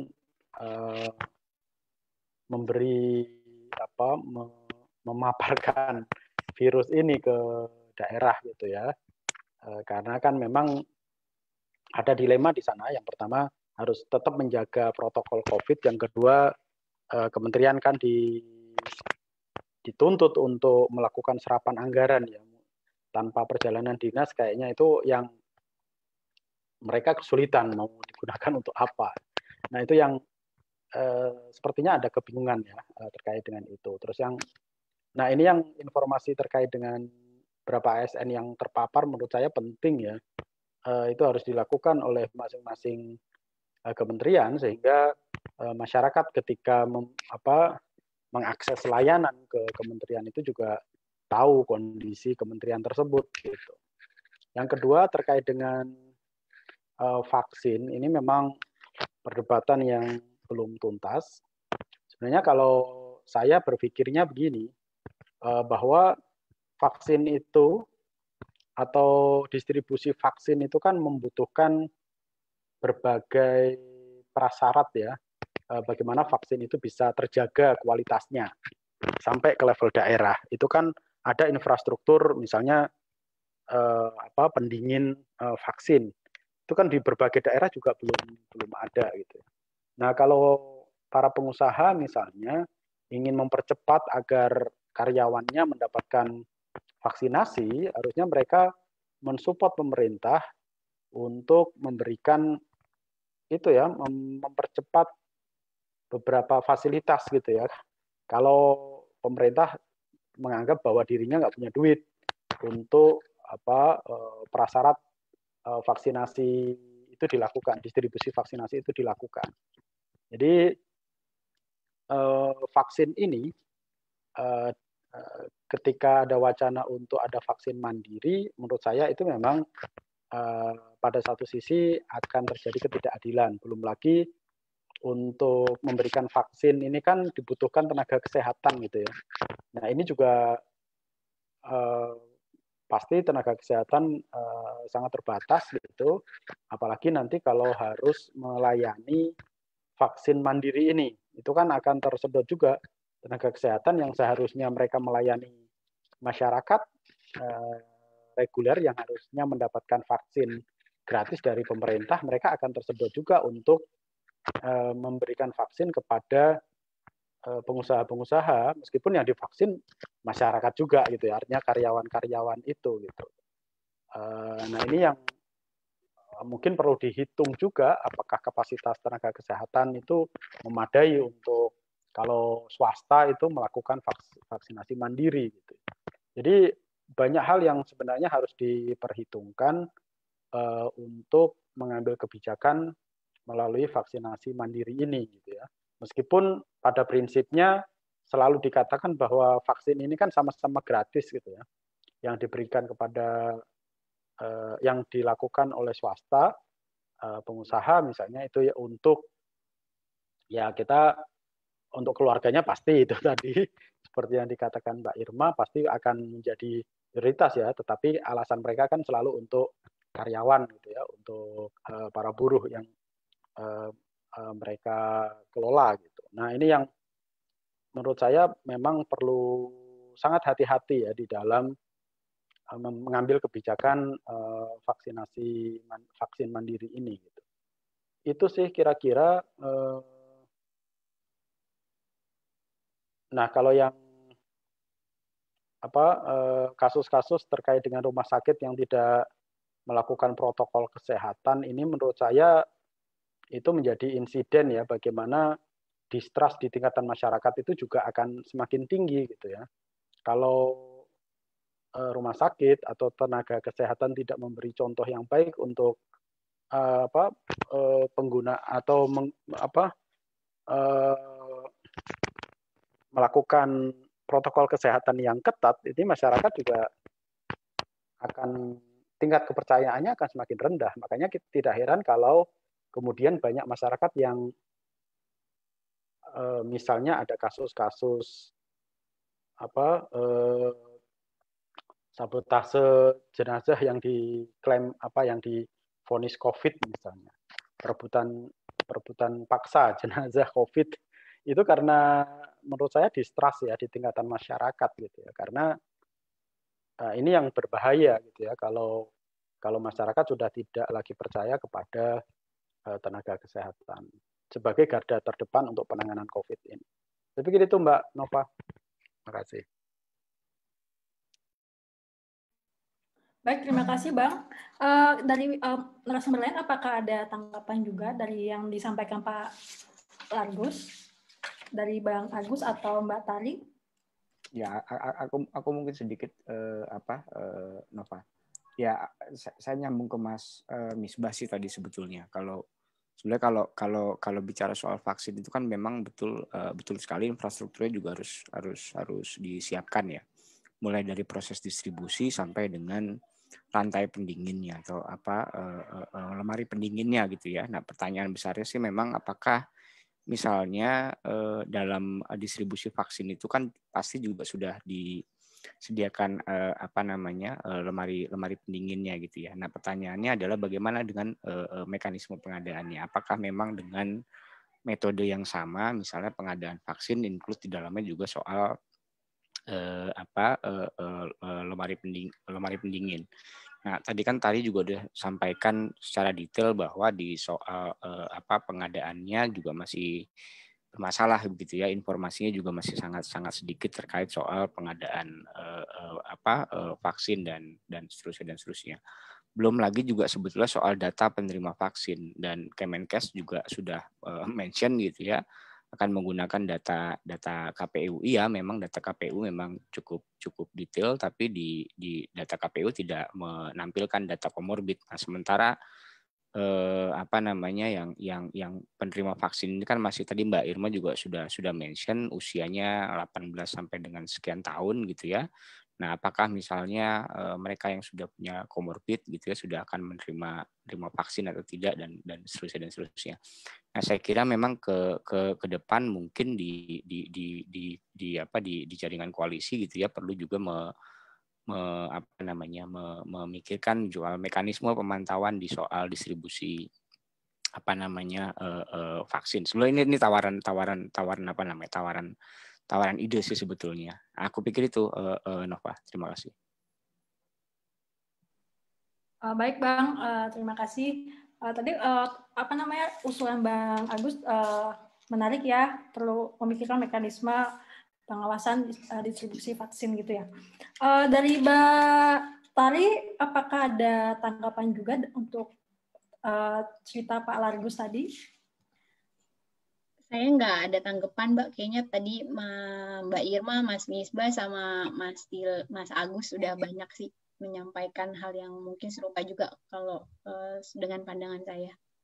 Baik, mungkin sambil menunggu rekan-rekan lain ingin mengajukan pertanyaan atau sharing, saya juga ingin bertanya ke Bang Agus. Bang, tadi sebenarnya terkait materi Bang Agus yang soal insentif usaha relatif kecil risiko korupsinya. Itu kan dikarenakan prosedur dan kriteria pemberian insentifnya relatif lebih jelas.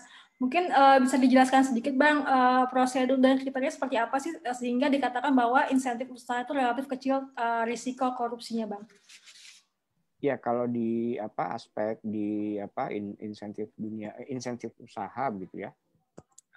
Di insentif usaha itu kan lebih banyak ke soal pajak ya, PPh 21, kemudian PPh badan dan lain sebagainya. Dan tadi pagi juga sebelum Pak Sudarto juga sudah sampaikan, justru malah yang paling tidak banyak tuh yang mengajukan insentif usaha. Lagi-lagi memang tidak, misalnya gini, contohnya misalnya ada pelaku UMKM yang memang dia selama ini punya hutang gitu ya, kemudian kan beban bunganya kan ditanggung oleh pemerintah. Nah ini sebetulnya Nova yang dimaksud memang sebetulnya di insentif usaha itu memang lebih kecil karena sistemnya sudah ada ya, prosedurnya sudah ada dan didukung dengan teknologi informasi.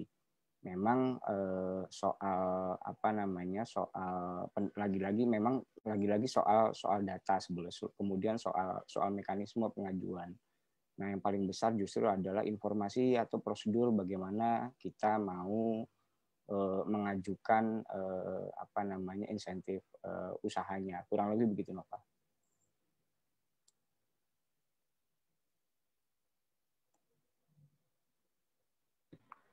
Baik Bang, terima kasih sharingnya. Teman-teman yang lain, apakah ada lagi yang ditanyakan atau ditanggapi dari yang dipaparkan narasumber?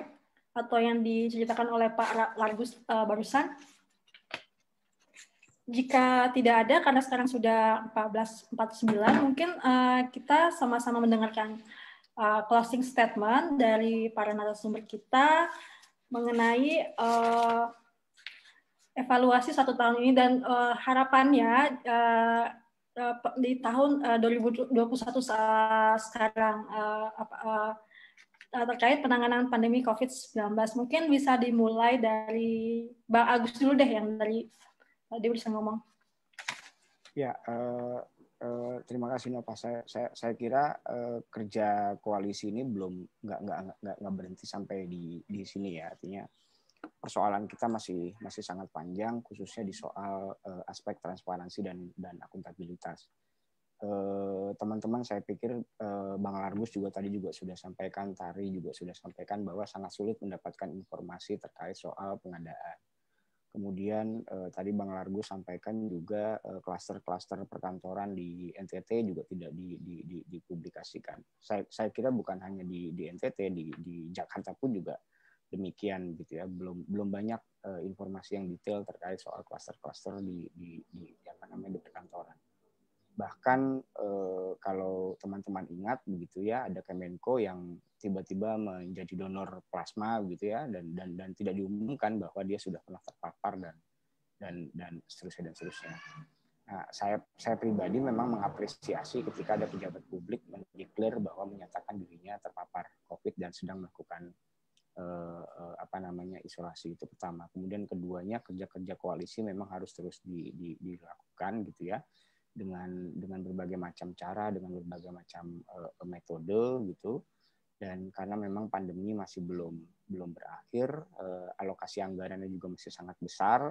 Yang kita khawatirkan ketika alokasinya besar, kemudian transparansinya juga terbatas, akuntabilitas juga terbatas, ruang partisipasinya juga terbatas. Kita cuma khawatir bahwa kedepannya akan terjadi praktek korupsi dalam penanganan pandemi. Saya kira itu, Bapak. Baik, terima kasih Bang Agus. Kemudian silakan Mbak Tari untuk menyampaikan closing statement-nya. Ya, terima kasih Mbak Nova. Kalau saya sih, menurut saya pemerintah harus selalu ya catatannya berbenah diri gitu ya terkait dengan transparansi, apalagi di sektor pengadaan ini terkait penanganan COVID. Karena ini udah 1 tahun dan menurut saya ini waktu yang cukup lama gitu ya, sudah terlalu lama pemerintah masih juga tidak membuka data-data dan informasinya gitu. Apalagi kalau kita tahu udah ada sistemnya juga untuk pelaporan, mungkin bisa dimulai juga dibuka sistem pelaporannya yang terhubung dengan LKPP, meskipun belum lengkap atau belum 100%, tapi paling tidak sudah dimulai sehingga masyarakat juga sudah bisa mulai mengetahui pengadaan darurat yang selama ini dilakukan oleh pemerintah itu apa saja gitu. Di sisi lain, menurut saya juga sependapat dengan Mas Tile bahwa kerja-kerja kelompok masyarakat sipil dimanapun ya, di tingkat nasional maupun daerah, sepertinya harus juga tetap dilakukan, melihat ya sepertinya juga potensi-potensi dari kecurangan ataupun korupsi ke depan ini masih akan mungkin sekali terjadi gitu, baik di sisi pengadaan atau mungkin di hal-hal lainnya gitu sih. Jadi kerja bersama dengan kelompok masyarakat lain itu menjadi hal yang penting juga ke depannya, dan bertukar informasi serta data antar kelompok masyarakat juga. Mungkin itu Mbak Nova. Baik, terima kasih Mbak Tari. Selanjutnya saya persilakan Bang Misbah. Oke, Mbak Nova. Yang pertama, saya melihat bahwa pemerintah ini masih semena-mena ya, dalam tanda petik melakukan atau menganggarkan anggaran untuk penanganan COVID ini tanpa melibatkan stakeholders. Apakah itu DPR nggak diajak bicara, masyarakat sipil juga nggak diajak bicara. Ini baru 2 bulan di 2021 ini aja sudah 3 kali perubahan anggaran ya untuk penanganan COVID ini, atau anggaran PEN itu sudah berubah 3 kali dan kecenderungannya semakin besar gitu ya. Nah, sementara evaluasi terhadap anggaran penanganan COVID di 2020 itu juga belum dilakukan secara penuh gitu ya. Apa kelemahan-kelemahannya sehingga apakah itu layak diberi anggaran lebih atau tidak. Nah, itu yang menurut saya perlu dilakukan ke depan. Yang kedua, terkait dengan pejabat publik, tadi merespon dari Mas Largus, menurut saya tenaga kesehatan perlu mengumumkan ya siapa-siapa yang selama ini, karena mereka lah yang melakukan tes ya, PCR terutama, swab kepada pejabat-pejabat itu, bukan pejabat sendiri yang menyatakan dirinya apakah terpapar atau tidak. Seharusnya itu yang mengumumkan adalah tenaga kesehatan. Gitu ya. Kalau diumumkan sendiri itu kadang-kadang politis gitu. Jadi kalau pas lagi ada kasus yang nyerempet dirinya, kemudian mereka menyatakan terkena COVID misalnya. Nah, itu kan ini jadi asumsi masyarakat jadi mengarah ke sana gitu. Jadi menurut saya yang punya hak untuk menyatakan apakah pejabat atau masyarakat terkena terpapar COVID atau tidak harusnya dari tenaga kesehatan ya, bukan dari dirinya sendiri gitu.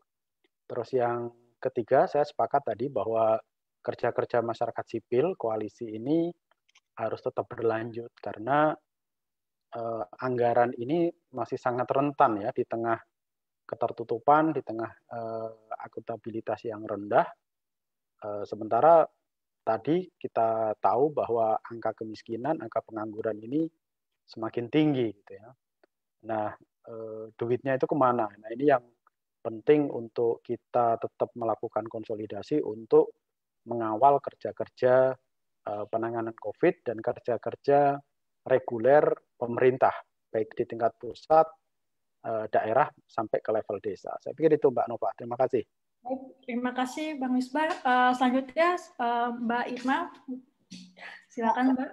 Saya sepakat dengan teman-teman lainnya, memang perlu pengawasan ya dimanapun, akuntabilitas alokasi anggaran, anggaran untuk apa aja, kemudian distribusinya, memastikan semuanya itu sampai tepat sasaran. Tetapi yang paling penting lagi, kita juga harus mengawasi di tingkat kebijakannya. Karena pengalaman yang selama ini kita lihat, itu pelaksanaannya semuanya bagus, sesuai dengan kebijakannya. Tapi kebijakannya itu kayaknya penunjukan langsung, meskipun di masa darurat seperti ini dimungkinkan, tetapi itu juga membuka peluang penyalahgunaan dan lain sebagainya. Seperti juga dalam Perpres 14 tahun 2021 tentang pelaksanaan vaksinasi, pengadaan dan pelaksanaan vaksinasi, di mana di situ dijelaskan tertera secara eksplisit bahwa badan usaha yang bisa menyelenggarakan vaksinasi itu ditunjuk oleh Menteri Kesehatan, dan Menteri Kesehatan adalah pihak yang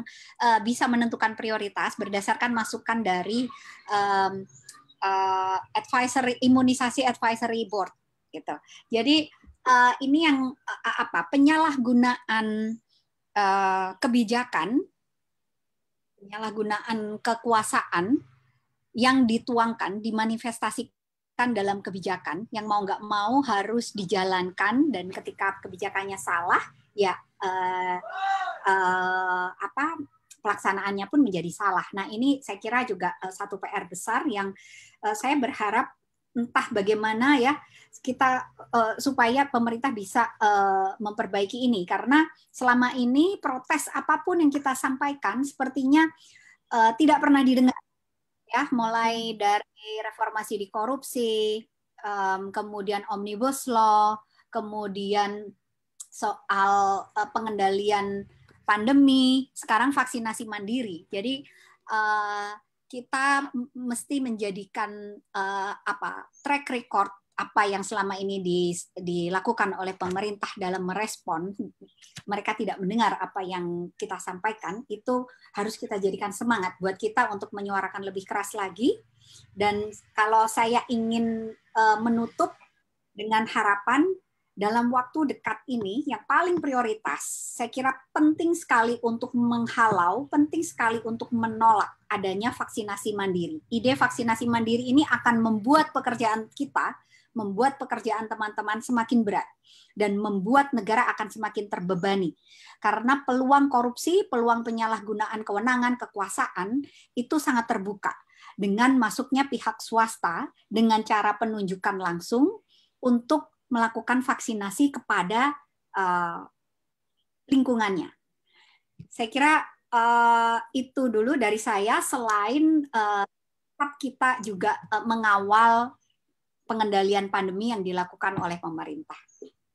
Baik, terima kasih para narasumber atas statement closing statement-nya. Tadi ada terutama soal transparansi juga masih harus kita dorong ya supaya pemerintah mau lebih terbuka gitu terhadap data.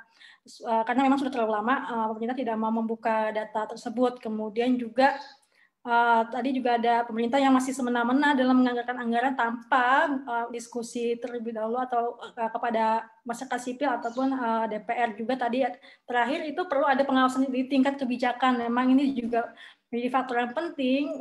Mungkin memang selama ini sudah sesuai dengan kebijakan, tetapi ternyata kebijakannya itu tidak pas, tidak sesuai, tidak relevan seperti itu ya. Baiklah rekan-rekan sekalian, sekarang sudah pukul 3 pas. Saya selaku moderator pada diskusi sore hari ini, siang ke sore hari ini,